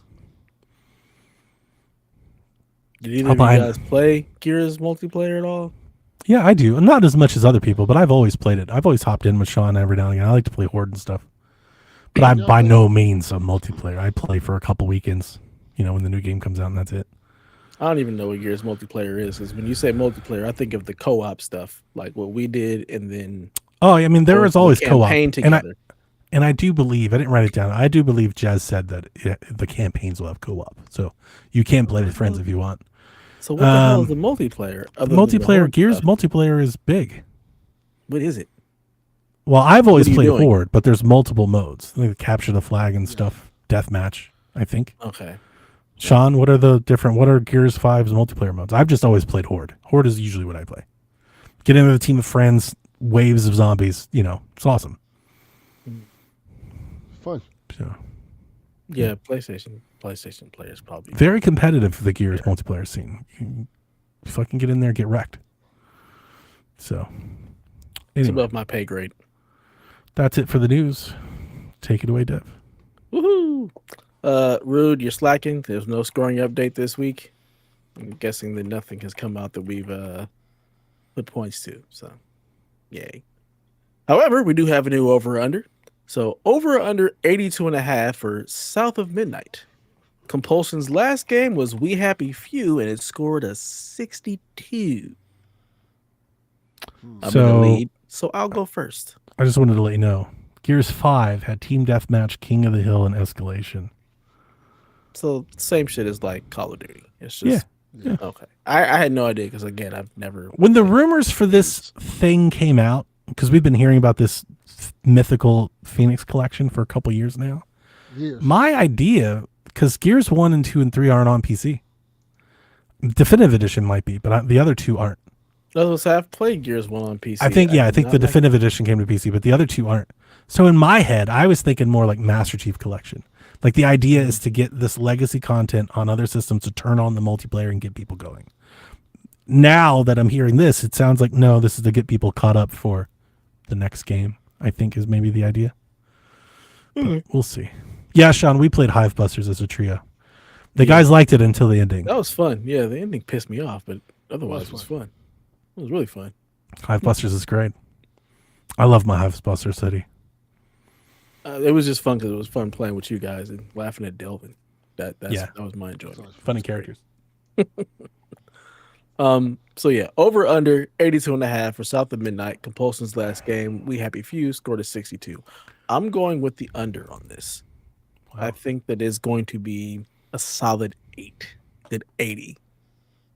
Okay. I think people are going to have issues with the combat. I think people are going to be bothered by like the stop motion. I think it's going to get knocked for that, and it's an Xbox game, so it's going to get an 8. I was thinking like 79. All those things are valid, but objection!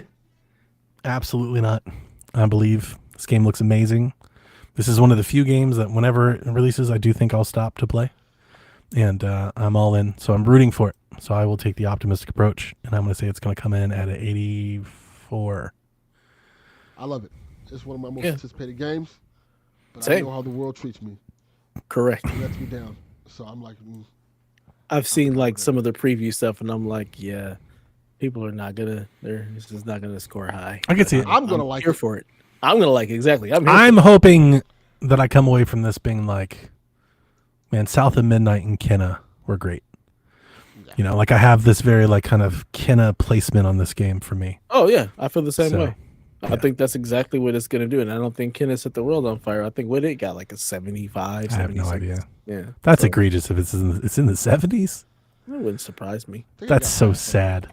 That can't be. What can you get? It wouldn't shock me at all. No, it wouldn't shock me. It wouldn't shock me. It was on PlayStation. So then again, we get that PlayStation bump. That's true. It's one of the few games that I think of when people are like, "What's your favorite game?" Like this generation, it's like one of the 81. Like the one or two games that come immediately to mind. It's like, man, Kenna was a fucking game. What a great game that was. We need more Kennas in the world. 81 on Metacritic. That's a shame. People are just wrong. I'm just old. We're aging out of the gaming demo, man. Like we're just. What do you mean aging out? We've been aged out. Oh yeah, y'all been aged out. That shit stupid. I'm catching up. Yeah. Just realizing you're smaller and smaller slice of that pie now. Mm-hmm. It's like Fortnite's like 40%, right? And then Call of Duty's like 30%. Like other game, like we are like that sliver. That 1% sliver, that's where we exist. It's like you see this little line that looks like a border that color. That's you. Oh God.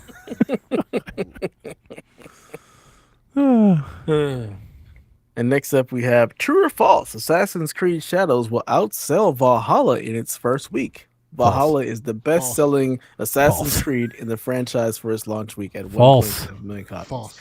Demonstrably false. Like false. Yeah, this is why'd you even do this? Like really? False. Absolutely not. Not happening. You see all the controversy already surrounding this game before it gets launched? Like I haven't actually. No way. Oh my God, it's so much. It's so much talk. I mean, it all starts with it's a lot of nonsense. People are mad because you can like attack and destroy the cities and the shrines. People are mad about Yasuke saying he's not a samurai. Like just all the dumb. Why would you be upset you can destroy the cities? Exactly. Why is that a bad thing? I have no idea, but people are upset about it. Okay. You'd think after all like the hype with Tsushima and Neo and all that, you'd think that people would be really excited for something like this. People have wanted like Ninja Assassin's Creed forever. Literally forever. It's been like the top of everybody's wish list for like decade? Yep. That's all they've ever wanted. First. That's true. Yeah, they're late now. They got beat to the punch. There's just the internet is just foul. If Tom Cruise was playing the assassin, then people would be hyped up for it. The last room. That's what happened. That's what's going on. A lot of that happening. You're right. We got a black samurai and a female assassin. Absolutely not. Absolutely not. What's the girl's name? Is it like Nawe or whatever? Nawe, yeah. She's dope. Yeah. She's so fucking awesome. I can't wait to play with her. Yeah. I'm gonna murder the hell out of people, and I'll stream it because Ubisoft granted us. I'm super excited to play it, but like again, that Valhalla, I want to be open and ready to like receive all of that. Yeah, and I'm just not right now, and I don't think I will be soon. Yeah. So it's like I'm gonna push that off until I have like a nice window, and it would be nice to know if it's coming to Switch 2 at some point because I may wait to play it there. That's good. Yeah, good idea. Instead of buying it, I may wait to play it there. Ye old Switch 2, solver of all of Downey's video game problems. I don't think it's gonna be there, but I wouldn't be surprised. Ubisoft usually does a good job of supporting. They really do. I'm expecting that support's going to come in like a Far Cry port, Triple like pack. Mirage. That's kind of what Valhalla. Like I could see them porting something. But the funny thing about that is that's where my head is, but that's not what they ever do. No. They usually do bring like their latest games. Like that is something that they do a lot of. So that might they're be gonna launch. the case. They're gonna launch Ubisoft Plus on the Switch too. That's what There's gonna be a Watch Dogs collection. They've got so much back pat that they could port games. Like if they can get ports gaming quickly, I mean, if I were them, I would bring everything over because they just have games that Switch players have never played. Mm-hmm. They've got dozens of them. So dozens, and you could resell all that stuff. Yep. Start doing double packs and shit. Why not? Yeah. Physical copies. Let's go. Far Cry 5 and 6 bundle. Get on. Yeah. Why not? With the digital code for Far Cry 3 and the rest of them. Let's go. Yeah. Ubisoft, Remaster. get on it. Print you some money. Y'all got issues as it is. Y'all need that. Yeah, So, y'all need to raise some make it happen. capital before y'all Get on that. bought out. Save your company. Let's go. Let's go. They'll redo Sparks of Hope and then they'll do like Siege. You fucking idiots. They'll be like, all right, guys, we're here for Switch 2 with Skull and Bone. Like, get the fuck out of here. You guys say you like boat combat. Here's Skull and Bones. Yeah, I would like, obviously, I will buy the Far Cry games. I would probably repurchase Valhalla, and I would buy Motorfest on Switch. If there's no Forza. If Forza comes, then no. But if there's no Forza, I would get Motorfest. Motorfest was good. There it is. All right, question time. Metal Wolf writes in, says, hello, PSVG, long-time listener, first time submitting a question. Multiple questions at that. He says, my question is, what is the last video game that you played? And if you had to live in it, what are you doing? Caught Pokemon. What are you doing in your last game, Delvin? That would be Yakuza, Pirate Yakuza. So I'll be dying. Oh, that sounds about right. Yeah. He's drunk on the beach. You wouldn't just get drunk on the beach? After some night at a strip club where he got robbed. Pretty much. That sounds about right. I'm in Pokemon Arceus world and I'm living in giant fear as dragons breathe fire and people ice and shit. Like, people don't understand how scary Pokemon would be in real life. That is some scary shit. Fucking dragon flies by and blows everything to smithereens. Like, oh my God. It's terrifying. You just get your ass whooped by some Pidgey. Wait a minute. Yeah, I'm out here trying to liberate Yara with Danny. We're going around. We're wreaking havoc. I'm probably going to die. That's also terrifying. Yeah, that's let's also go. not good. Oh, yeah. It's absolutely terrifying. But you know what? Smoke them if you got them. Let's go. Basically. Sure. Yeah. Because in the Yakuza world, every 5 blocks you walk, somebody's walking up, you want to fight. For no reason whatsoever. Just coming to beat the shit out of you. With all kind of swords and shit like that. That sounds horrible. Sean's playing Call of Duty. That's unfortunate. I'm sorry, Sean. Yeah, good day. Find you a rat hole and just get in there and wait it out or something. I love a Call of Duty. You get shot like 9 times and the screen starts to get dark and you're like, that's not how any of this would work. Like Call of Duty should really do like a one-shot mode. You get shot once and it's just like, beep. Yeah, that's called hardcore mode. That's the way I always play. I always play hardcore mode because it feels better. Like, if I shoot you first, you're gonna die. None of this. I hit you, but you had a different thing. No. Hardcore mode is where it's at. America, damn, Sean. Not yet. We're getting there. We're not there yet. Our school system, yes. Yeah.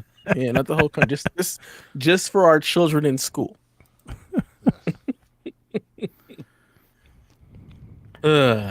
He has another question. He says, over the years of listening to PSVG, you guys give good game recommendations.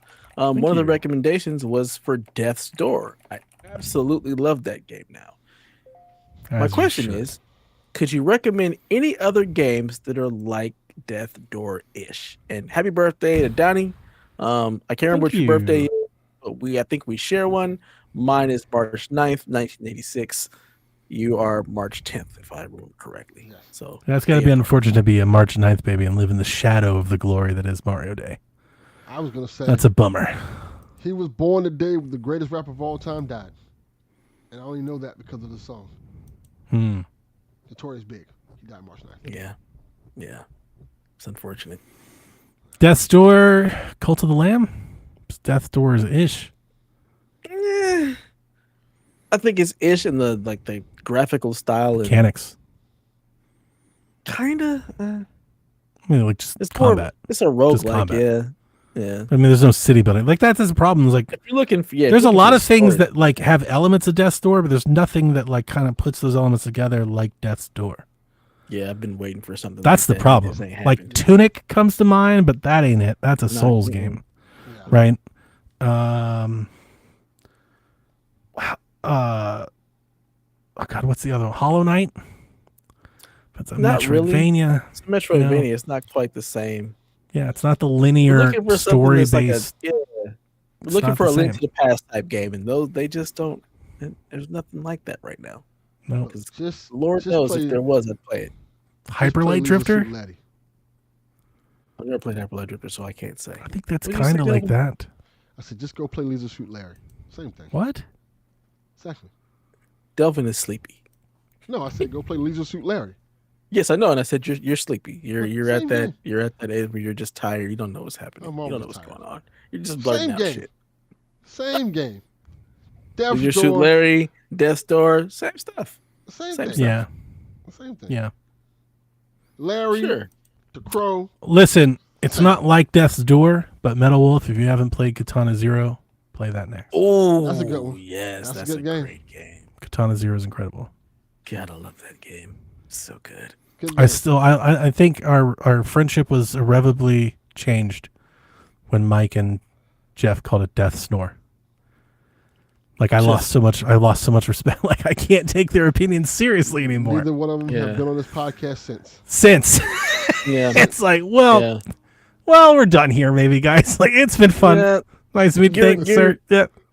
We can't listen to anything you say. I really can't. Like, God, how do you look at that game in those moments? There's still some very impactful moment, like memorable moments of that game.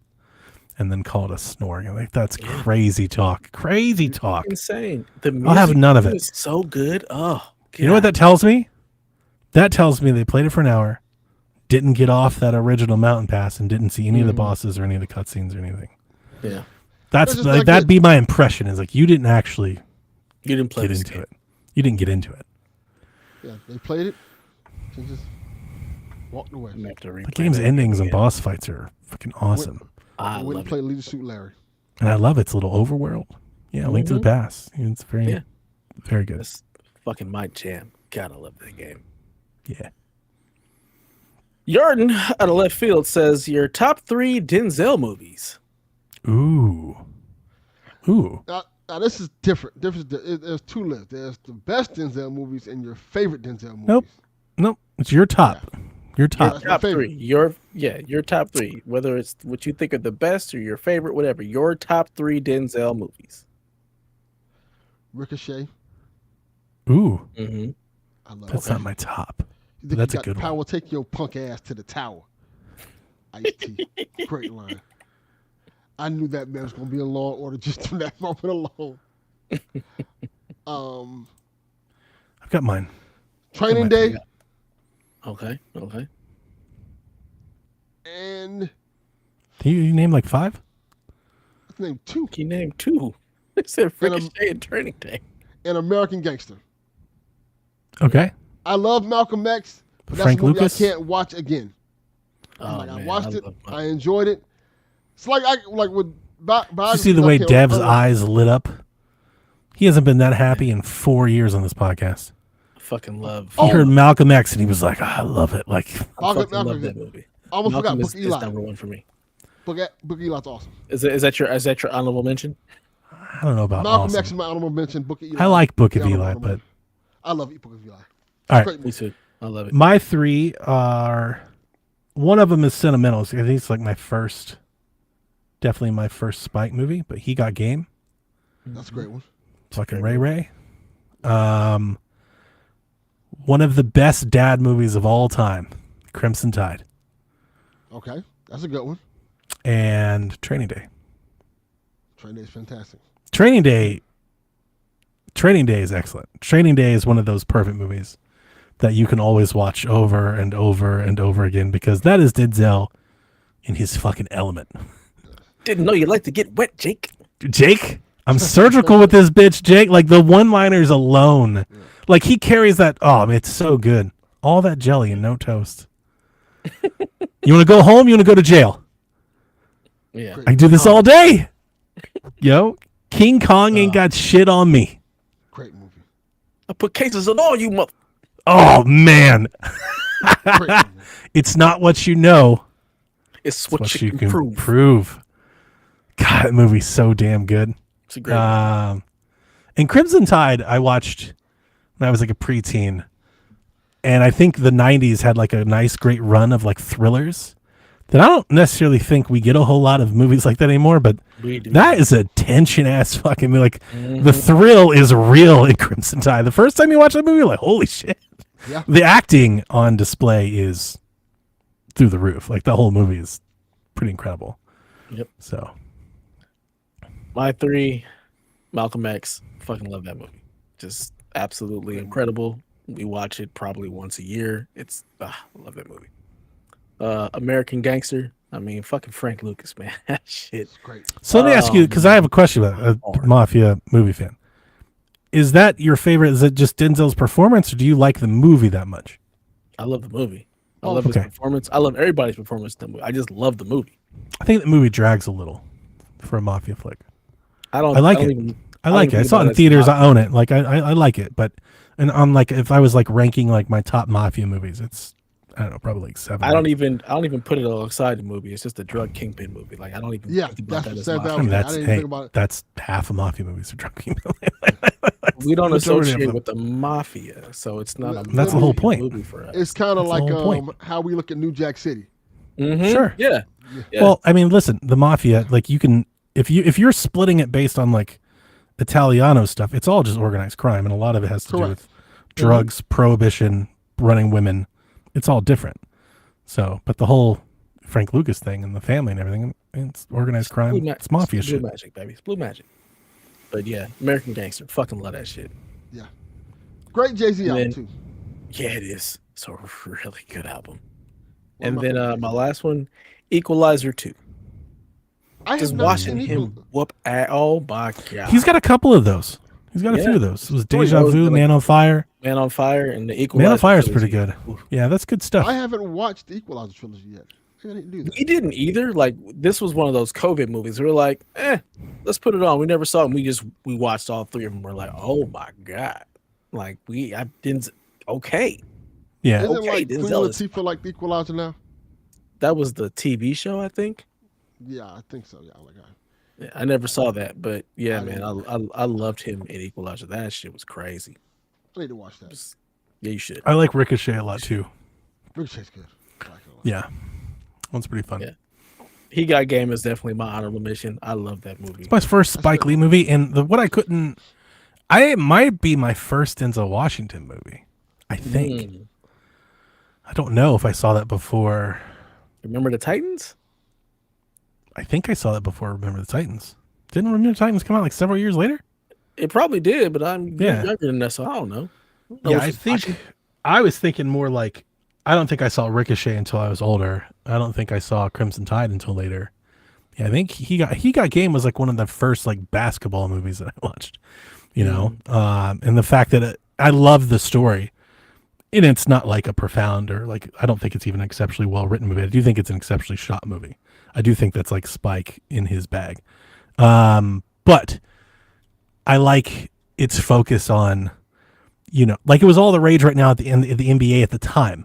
You had high schoolers. There was that constant back and forth. High schoolers trying to go straight to the pros, and the college is like saying you can't, and then you got to go to college for 1 year, and then no, you can't. Now you can go. You remember there was all this back and forth. And so like high schoolers trying to deal with agents and the money and making these decisions that are impacting their family for generations and stuff. I thought that was pretty telling stuff. And I think that was awesome to capture that in a movie like that at the time.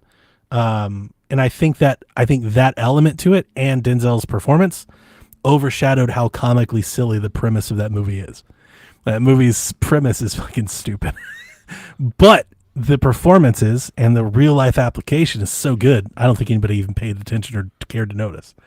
So, I thought the premise was actually profound because that is a lot of what athletes deal with. I mean, the plot of the movie, the warden wants you to go to. They call the college Big State? Big State. Why don't you go to Big Fucking State? stupid, man. And they're like, we're gonna let you out of jail so you can go get like. That's a crazy premise. That's a crazy plot development. That's nuts. Jesus. But it's very like oh God, what's that? Like Unnecessary Toughness. Like The Replacements. It's very like in vogue for like the sports movies. So funny. Well, I was gonna say Any Given Sunday, but that's not it. What's the jail football movie where they all go to jail and? I know what you're talking about. I've never seen it though. So no, isn't The Rock in that one? Well, that's the remake, The Longest Yard. Yard. And it's very like right there at home with all of that shit, which was a very '90s thing to do, right? Yeah. But the thing is, I think Denzel was so good. And that story, that father-son story with that sports, that grounded the movie that I don't think I think everybody just accepted it and kept going, So, but I do like that. I like that movie a lot. I remember I got Jack to watch it. He was like, "That's Ray Allen." I was like, "Fuck yeah, it is!" Like that's nuts. Yeah. Yeah, Sean, you're way off. The whole 9 yards isn't even a sports movie. Samsonite. I was way off. Way off. Karl Malone.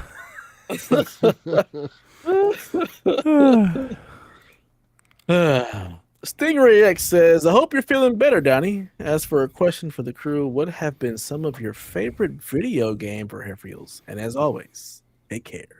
This is your moment, Delvin. I've got options for you. You ready? Okay, give me some options. The best peripheral, and I've got a bunch. I wrote a list down because I love this. This is like some of my favorite shit to go into in video game. Video games is rife with some of the most weird and obscure and best stories about exactly this topic. Fucking weird accessories that somebody made for something. But since you're on your Super Nintendo kick, you must obtain a Super Game Boy. It might be the best peripheral ever. Oh, I've had one of those. Do you have the matching controller? I didn't know they had a matching controller. There is a controller that they built specifically for Super Game Boy in Japan. You got to get that too. Let me look this up then. Well, while you're at it, get you a Super Scope 6 too. I was thinking about that as well. That's one of them. Then you got, the Super Game Boy, I never had a Super Game Boy, but it's honestly, the Super Game Boy is the best because it was just compatible with everything. You just play all the games and in color, which was wild. But I honestly look at it as a legacy for Nintendo. It's the Super Game Boy, it's the transfer pack, it's the GBA player, it's the Switch before the Switch. Like the Wii U wasn't shocking to anybody that's been around a long time, and then the Switch isn't because they've been trying to do this for some time, and the technology just wasn't there. They didn't find the right mix, right?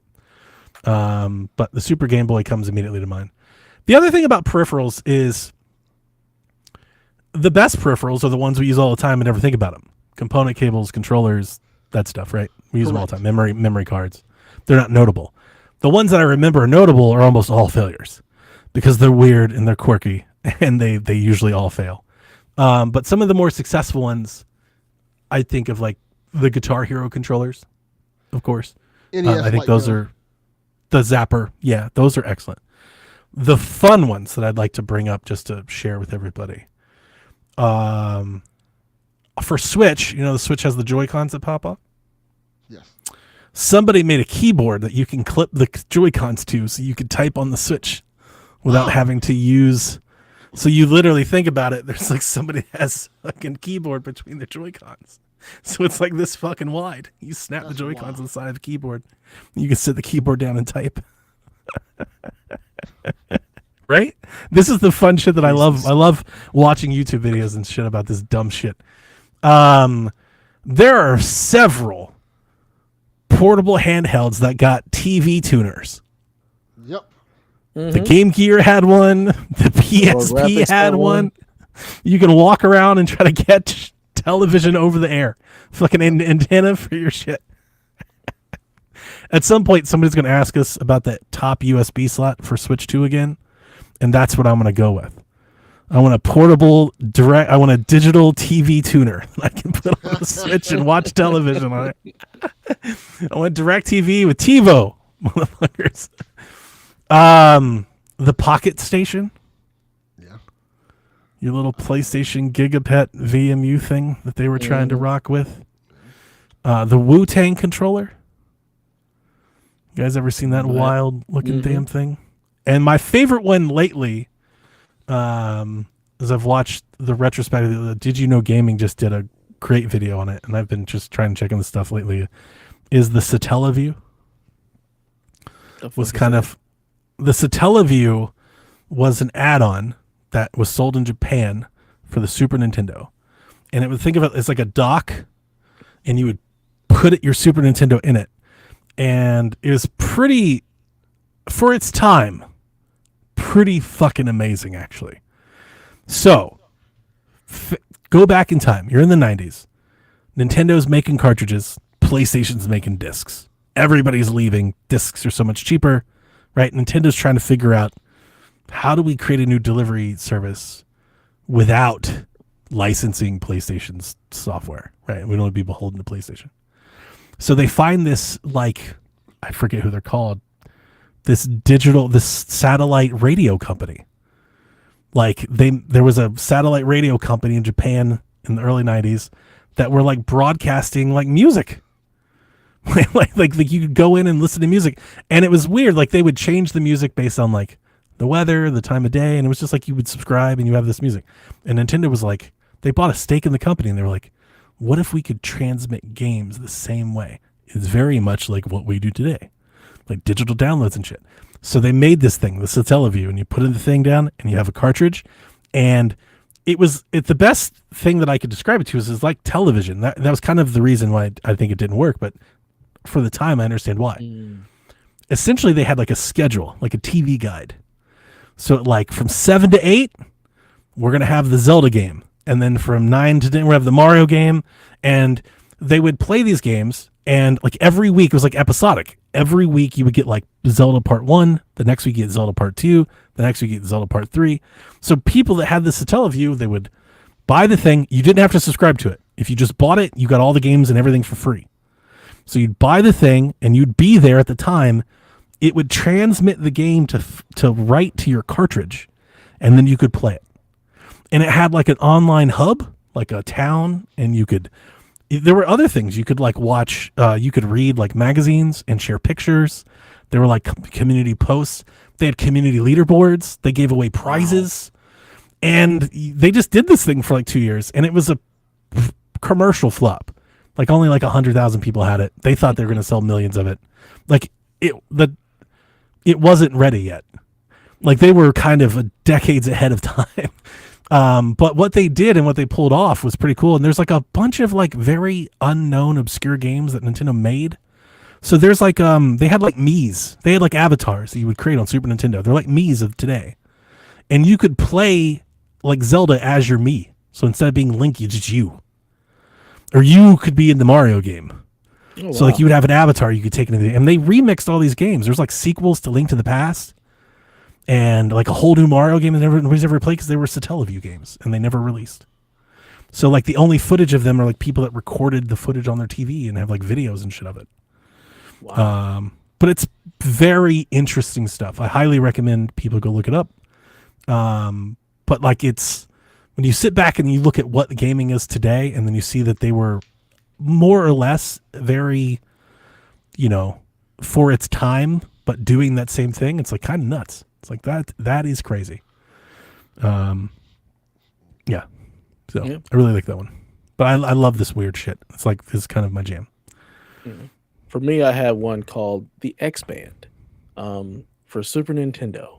It was the first video game modem for consoles. It allowed you to actually play online against other people in video games. There was a subscription that actually you had to come with it. You also had to have internet.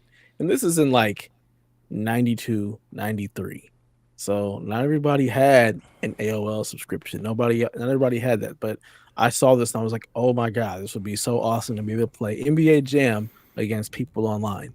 So I ended up ordering an X-Band for like $50 and then got it, but was never able to actually get my mom to sign up for the service to allow me to actually play online against other people. But look it up. It's called X-Band. It was on Super Nintendo and Sega Genesis, and it was like the first modem. And apparently it still works. Nice. I forgot. I was telling Delvin over the weekend. Have you ever heard the Satellaview had a pretty awesome but definitely racist game that they made? Have you ever heard of the game called Mighty Pockets? Mighty Pockets was this Satellaview game that they made. I'm going to read you the soundtrack. This is the soundtrack of this game. Oh, Lord. Coolio, 1, 2, 3, 4. DJ Jazzy Jeff, Boom Shake the Rim. Jungle Brothers, Cash Money and Marvelous, Public Enemy. The Bucketheads, Prince Marky D. Skilo, Gangstar, Soul For Real, MC Hammer.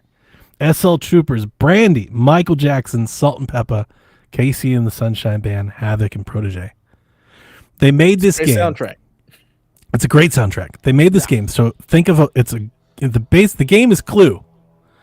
So it looks like the board game. It basically plays like Clue. All of the characters are like these animal-looking caricatures, and the white-looking caricature lady has her belongings stolen, like her purse stolen, and you have to solve the crime by going around playing Clue and interviewing all of these urban rapper-looking characters while listening to Coolio and Protege. I was like, I was like, this is some racist shit. I kind of wish we could play this. Like, I kind of want to play it. Yeah. Just for the jams, but yeah. I mean, it doesn't surprise me. Just based on Japan consuming our media, they think that is what happens. 1,000%. So it doesn't shock me in the least. Yeah. 1, 2, 3, 4. We answered a question last week. What was our favorite use of licensed music in a game? Like, I should have said Mighty Pockets. We forgot one of the most important, wildest apparels, the Power Glove. I never had one. No one ever had one. Nobody had one. They were so rare and they didn't work. I don't think I've ever seen a real one. I don't think I've seen one. I have seen one. I had a friend who actually got one. This was way later down the line, but yeah, it's just more. That shit never worked. I seen one in like a game store. Like, I should get that one day. I'm surprised you don't have one. Yeah, I kind of am surprised you don't have one. I figured you'd have one just for like cosplay or something. Yeah, you got to get one and put it in like the glass case and just have it up kind of like a Terminator hand. Oh, I was thinking like Michael Jackson glove. That works. No, like I think Delvin would have one to like take, like his profile photos would be him in a power glove. Like, it's very fitting. I think I could see that. Good idea. Yeah. Power glove. Yeah, I think I'd have found out about the power glove in Freddy Krueger. It's like how I discovered the power glove. That was part 3, right? I don't remember. I don't think so. I think it was like 5. You might be right. Yeah, I don't think it's Dream Warriors. I think it maybe 4. It may have been the sequel to Dream Warriors. I had no idea that was in Afraid. I mean, I found out. He killed somebody with a power glove. Yes. Yeah. No, I saw I didn't see the Wizard when I was a kid. I saw the Wizard later, like when I got into gaming culture. Yeah. I was trying to get the Wizard to like watch with Jack. I wonder if he'd like it. I doubt it. I don't think it's. Yeah, it's not a great movie. I disagree. I think it's a great movie, but have him watch Ready Player One instead. That's more. Yeah, no, we've watched that. It's good. Yeah, that's a great movie. California. This X-Band is great. I love this shit that we used to do. Again, the Frankensteining of consoles, the shit that we used to do, the things we would connect on top, and that would connect to that, and all the shit we used to add on. It's janky as fuck, but I kind of love it. Like, I miss it. Like, I wish all of our stuff now is so samey and the same and refined. It's like, I wish somebody would fuck around a little bit. They do. Nintendo. It's like the Labo and all the other weird. That's true. I do like that when they do that. That's true, but it's not the same. Nobody's making cartridges you can stick cartridges and shit into. Janky. Yeah, Labo was pretty great, actually. They had so many consoles. You would take your console and dock it in another thing. Right. So many weird attachments, man. It was awesome. Sega CD. Game Shark. The Sega Tower of Power. Yes. I miss it. It's a cool time. And inventive. Right? I think the technology was so primitive. It was very inventive. Like, oh, we'll just throw a board in a cartridge and stick that thing in there. And we'll stick other things into it. Yep. Can't do that with CDs. No. If you even have a CD player at this point.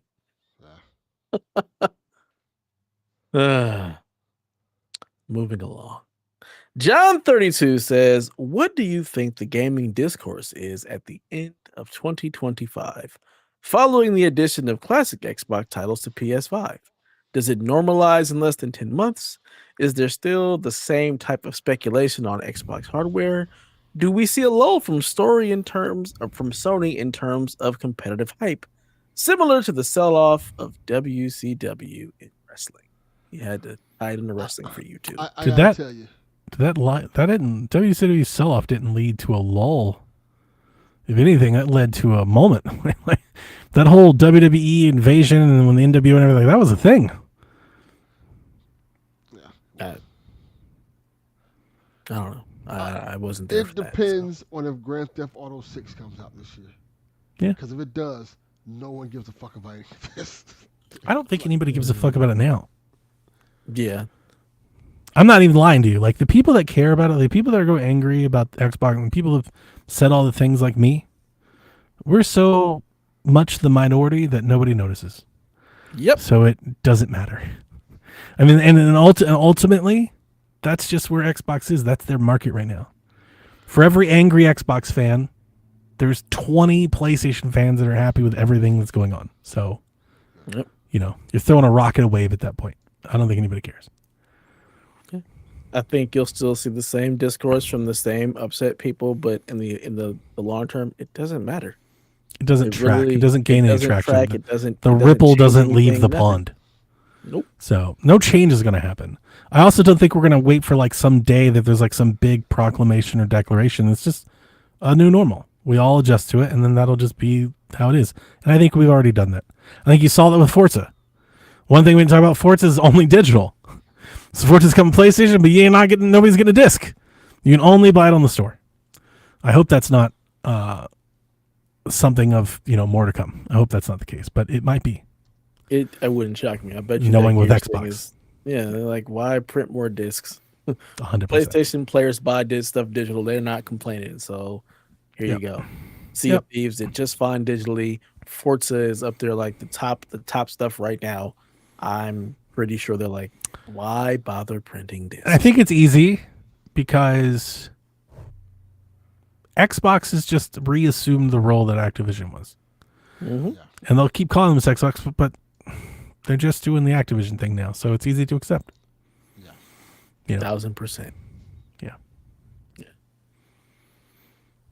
Sorry, John, we don't have a more profound answer, but yeah, I think gaming discourse for the end of 2025, just outside of the Xbox thing, I do think a lot of it rides on Grand Theft Auto, and I think a lot of it rides on the Switch 2. Yeah. If the Switch 2 has a couple awesome hits out of the gate that we don't know about, and Grand Theft Auto drops, then this would be a very optimistic and exciting year for a lot of people. And then if it doesn't, and we get more layoffs and more live service and more closures, then it could continue being more depressing. We will see. Yep. TPR wants to know, what's your favorite gaming art style? I like when games look like cartoons. Well, that too.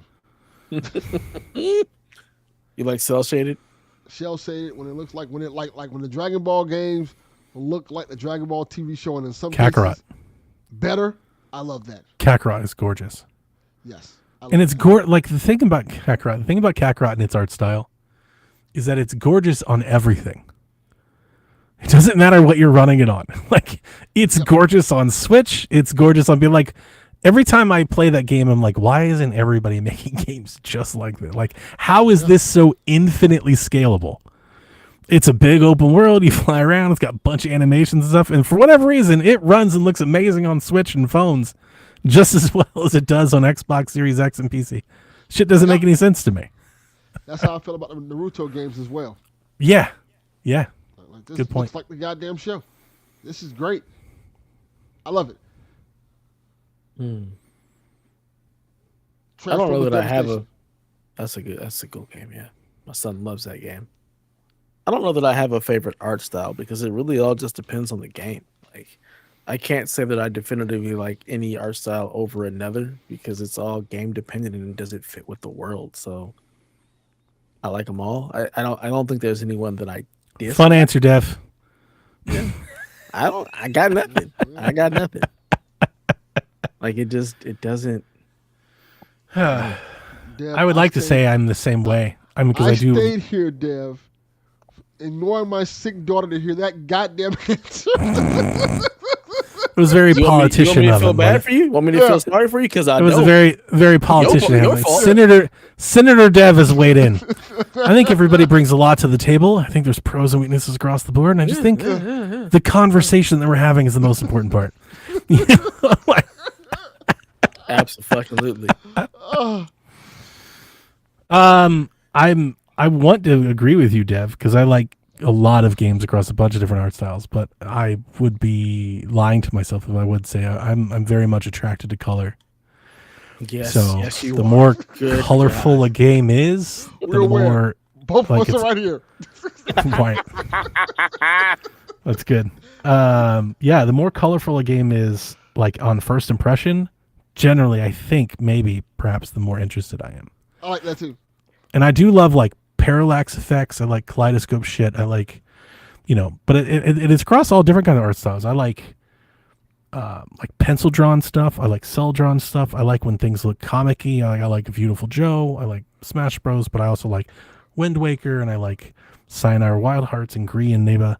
And those are all different styles, but all sampling lots of colors, lots of contrast, an artistic type of look. I think is more my style, but I also love a gritty, edgy Gears, Mad World, a Warhammer. I'm into that stuff just as much. I like those two, but Yeah. when it comes to that art style, I feel like the hyper realism at some point it becomes like Uncanny Valley. Like it looks good, it looks great, but it looks a little off. That's all video games. I don't feel like that with cartoons. I like games that generally have like a whimsy and a charm, and I want to feel happy, and like I like that. Like doing the Valhalla or the Uncharted or the Last of Us thing a lot kind of weighs on me. Like I can't do that every day. It's too much. So I loved Okami on the Wii, Captain Awesome. I did. I played Okami on the Wii, which I know Kamiya said not to do. I'm not sure if you guys caught that headline. He was like, nobody play this. Yeah, it was funny. Because to me, Okami is a Wii game. That's where I discovered it and that's how I played it. I also think with motion controls, it makes that game make a whole lot of sense. But apparently the creator, hates that. So yeah, I liked Okami. I did not like it as much when they brought the Switch port, though. Because I don't know. I mean, maybe this is a minority take or a hot take, but I think Okami's better with motion controls. Like doing those things on sticks and stuff, I don't like doing as much. That makes a lot of sense to me. Reminds me of like the Wonderful 101. They're like, oh, you could just do the stick and draw. I'm like, but why? Like just give me a Wiimote. Like this isn't as fun to do, I guess. And I don't always feel that way. A lot of games have motion controls that I don't like. But then sometimes games feel like they were built for motion controls. And that whole gesture type commands, it feels like it was built for motion controls. To me, I guess anyway. You might be right. You give me a game of motion controls, and I'm turning that shit off. Yeah, but if a game tells you, have you played Okami? Hell no. Okay, so Okami has you drawing a lot of gestures with like sticks.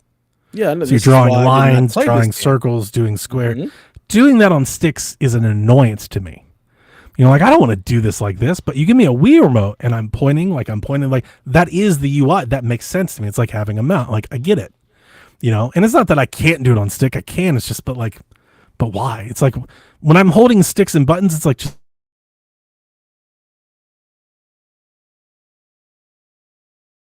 something about if you're going to gesture, then let me gesture, and suddenly that makes sense. Yeah, I hate it all. Like turning my controller sideways for fucking second son. Dude, facts. Like Yeah, that was like, who came up with that idea? Like, don't do this. I don't want you to just throw in the gimmick because the controller can do that. Please don't do that. Look what we Yeah, done. they already had the motion with the controller anyway. Just let me do that. Yeah, I can't. But no, you got to stand shake it so we can rattle the controller and turn it sideways. Like, that was so dumb. Same So with dumb. Uncharted. I don't want to have to balance with the controller to walk across the log. Like, don't. Yeah, there was a lot of that. There was a lot of that. Stop that. No, thank you, friend. Motion controls was the whole time. There were good examples and there were bad examples, but it was a I only whole ever era. had the bad examples because I did not have a Wii. I was gonna say you only had the bad examples because you had a PlayStation. Mm-hmm. Poor PlayStation with the Move and the. So Bex dropped the iToy on us the other day. Talk about peripherals. She was like, the PlayStation iToy. I was like, what? She was like, everybody loved it. I was like, did they? No, the I don't fuck think they didn't. did. in your age demographic, Right. might have. Maybe you and your middle school friends like that. I'm pretty sure it was so a colossal flop though. Yeah. It's up there. It's not quite you draw territory, but it's not that far away from you draw territory. It might be a little closer than you think. Yeah, the iToy, that was a thing. Yeah. But it just if anybody else listens out there, just know Rebecca, I'll staunch put it this defender of the PlayStation Eye. Apparently, I'll put it this way. I never had the iToy. Never even thought about buying the iToy. So that tells you how much it failed. I think I had it. I think I bought it for one of their motion games. Now, are we talking about the iToy or the I? Because there's two different ones. You I had think the it's the I- iToy. I think It she was on dropped the PS2. iToy. Okay, that was PS2. PS3 had Yeah. the I with all their motion stuff. So that was like the step up when they tried to get you with the gun. That's what I playing had. Resistance 3 and Oh yeah, Sports they're playing Champions. SOCOM and shit with the eye. Mhm. I think I did my get that one. And- yeah. Yep. Oh. I had a whole setup for that at Best Buy when I was running gaming. We had the whole gun, Resistance 3. People was the people I. would come over and play that shit. Yeah, that was the I, not the iToy. On I the miss fun peripherals. We need more weird peripherals from these companies. More gun peripherals. They should give us one every year. Yeah, I'll let Nintendo can do that. That's Nintendo's job. That's kind of what they're here for. they didn't give us enough of them. We had a few, but not enough. Like we had Labo, that was a thing for a year, but we need more than that. What was that? Well, you know what? We had the you got fitness thing. the fit ring thing. Yeah. Yeah, and that sold gangbusters. Fit. We did get the ring fit. Yeah, that's a pretty good one, I guess. I give them And credit we for that got one. the box. Yeah, Cardboard. They get the let leg that- strap. Yeah. Remember the leg? You Put get the that. leg strap on and Mhm. run. And you play Wii Sports. Boy. The Wii balance board. Oh, and we got I have them. Yeah. We got the Mario Kart Live. Yeah, that thing. That's a wild fucking experiment they did. Like, I feel like everybody just forgot about that real quick. Like, yeah, we had remote controlled RC cars like on Switch. I almost bought Yeah. that. I've got two of them. I'm surprised you didn't, Delvin. Sounds right up your alley. They're pretty fun. Sale. Fun pretty house fun. that you have going on there. I wish they were faster, but they're pretty fun. All right. Final question of the night comes from Captain Awesome. This is a Rob 3000 special right here. It says, Yeah, I "Any tagged them in the tips Discord. on your home barbecues? I'm hosting one Saturday. I really want to do this right. It's my girlfriend's sister is coming. I don't have any answers. I just Me show neither. up to barbecues at my house. Yeah. I don't, Well, I don't shit, I do do. any of this. My brother does the barbecuing. My wife does all the cooking. I just do all the cleaning and setup. That's it. Now, all right, so I did tag Rob because I was like, this is the question. Like, this is, so I doubt anything I'm going to say is going to be better than whatever he's already told you. But if you're still listening, Captain Awesome, here's what I got. Look up reverse sear on, like, especially if you're making like steaks, like look that up, figure out how to do that on a smoker or a grill, and it'll change your life. I absolutely love it. I made 2 steaks on Monday or Sunday. Sunday afternoon, I made 2 steaks, and I nailed it. They were perfect. Like my whole family, like my wife, my daughter got a piece. She's like, "Oh my god, like perfect steak."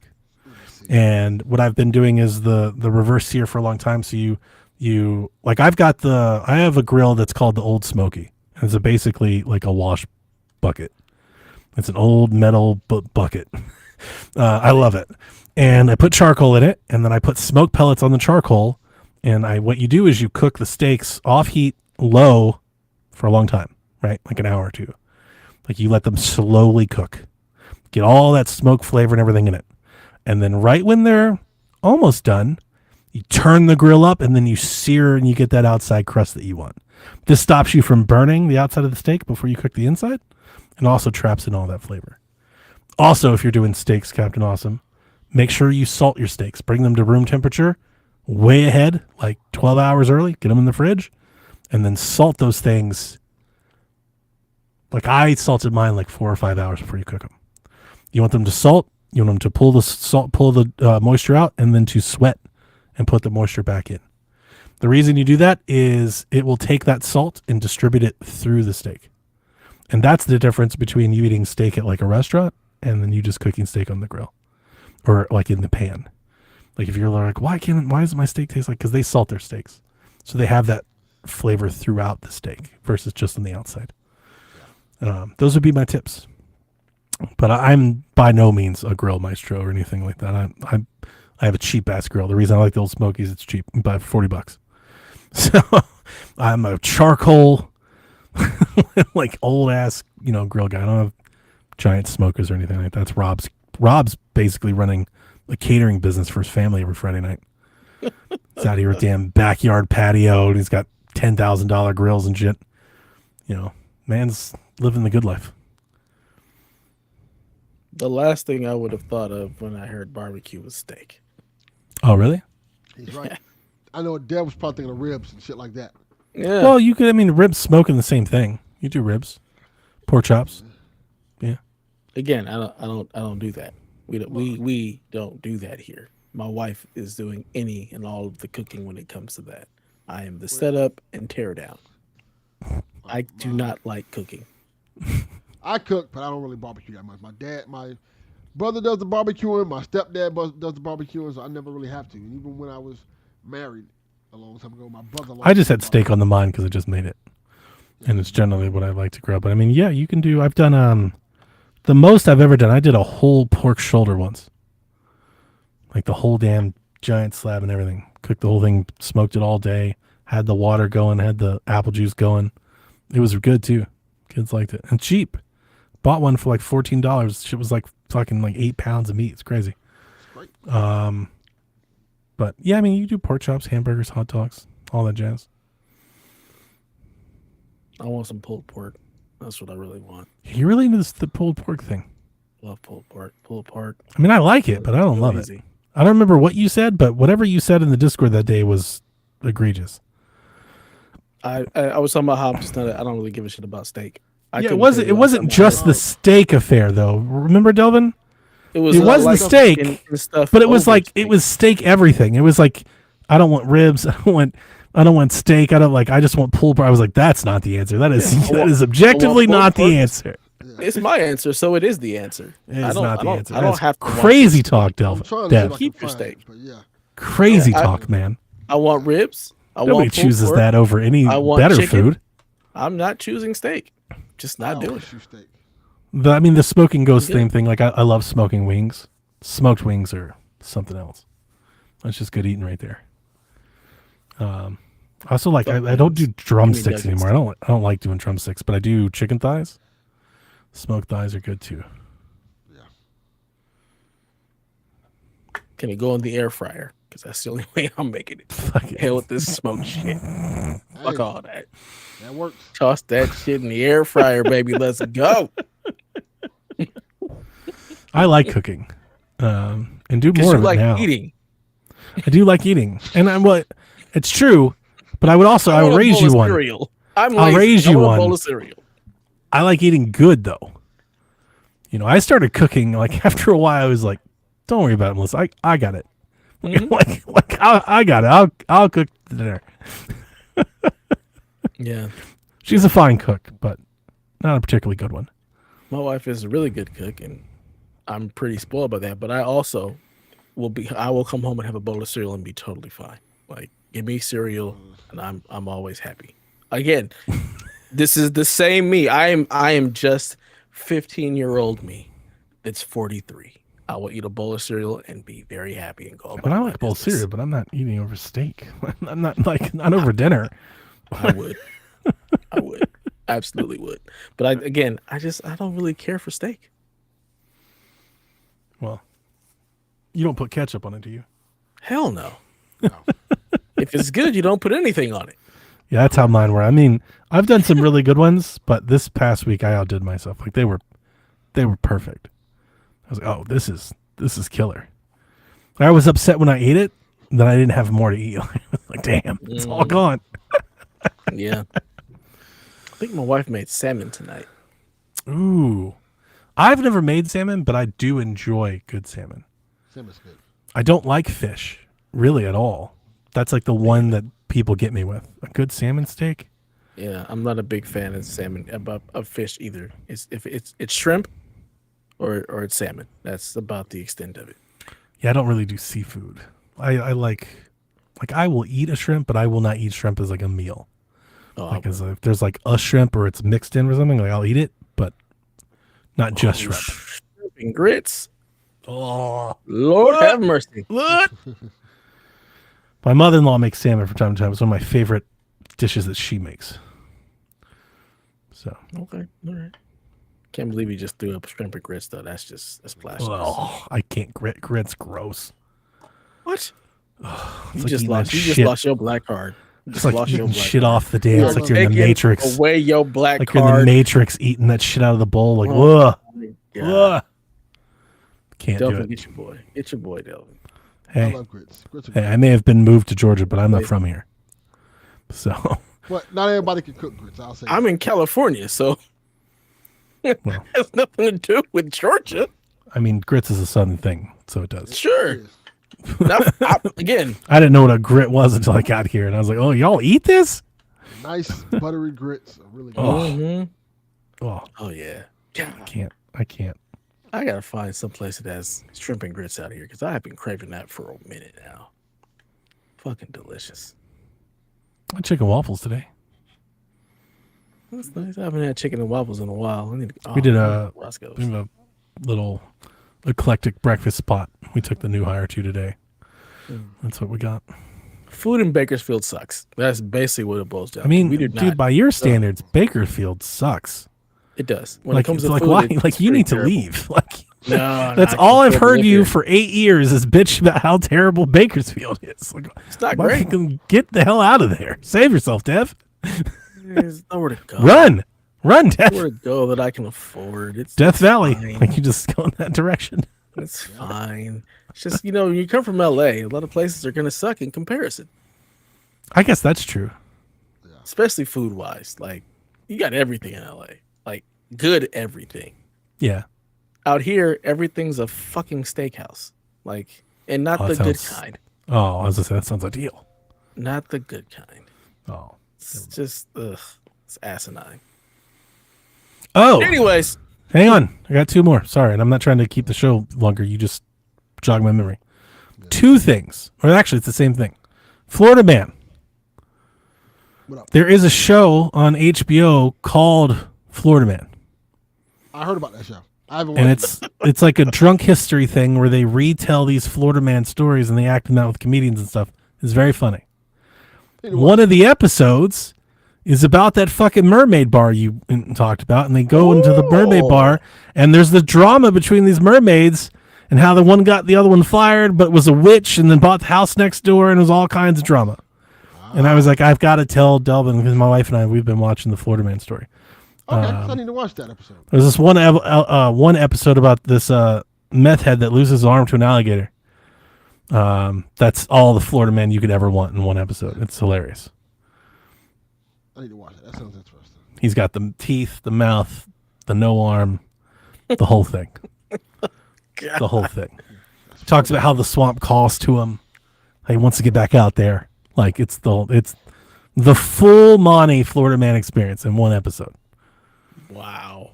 Yeah, The swamp calls to me. I saw the mermaids, and I was like, I didn't even tie the two together. I told my wife, I was like, yeah, buddy did the mermaid thing, and then I was like, oh, that's it's the bar in Fort Lauderdale. I was like, that's it. Was it the wreck or whatever? That is correct. I was like, that's the same shit he was talking about. Yeah, wreck bar. Which I didn't realize when you told me, but there's oh god, I forgot the name of the show. There's a TV show that I used to really like that came out for a couple years and then it got canceled. But they filmed some of their episodes there at that bar.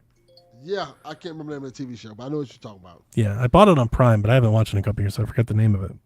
But I really liked that show. It was good. It was like Mad Men, kind of.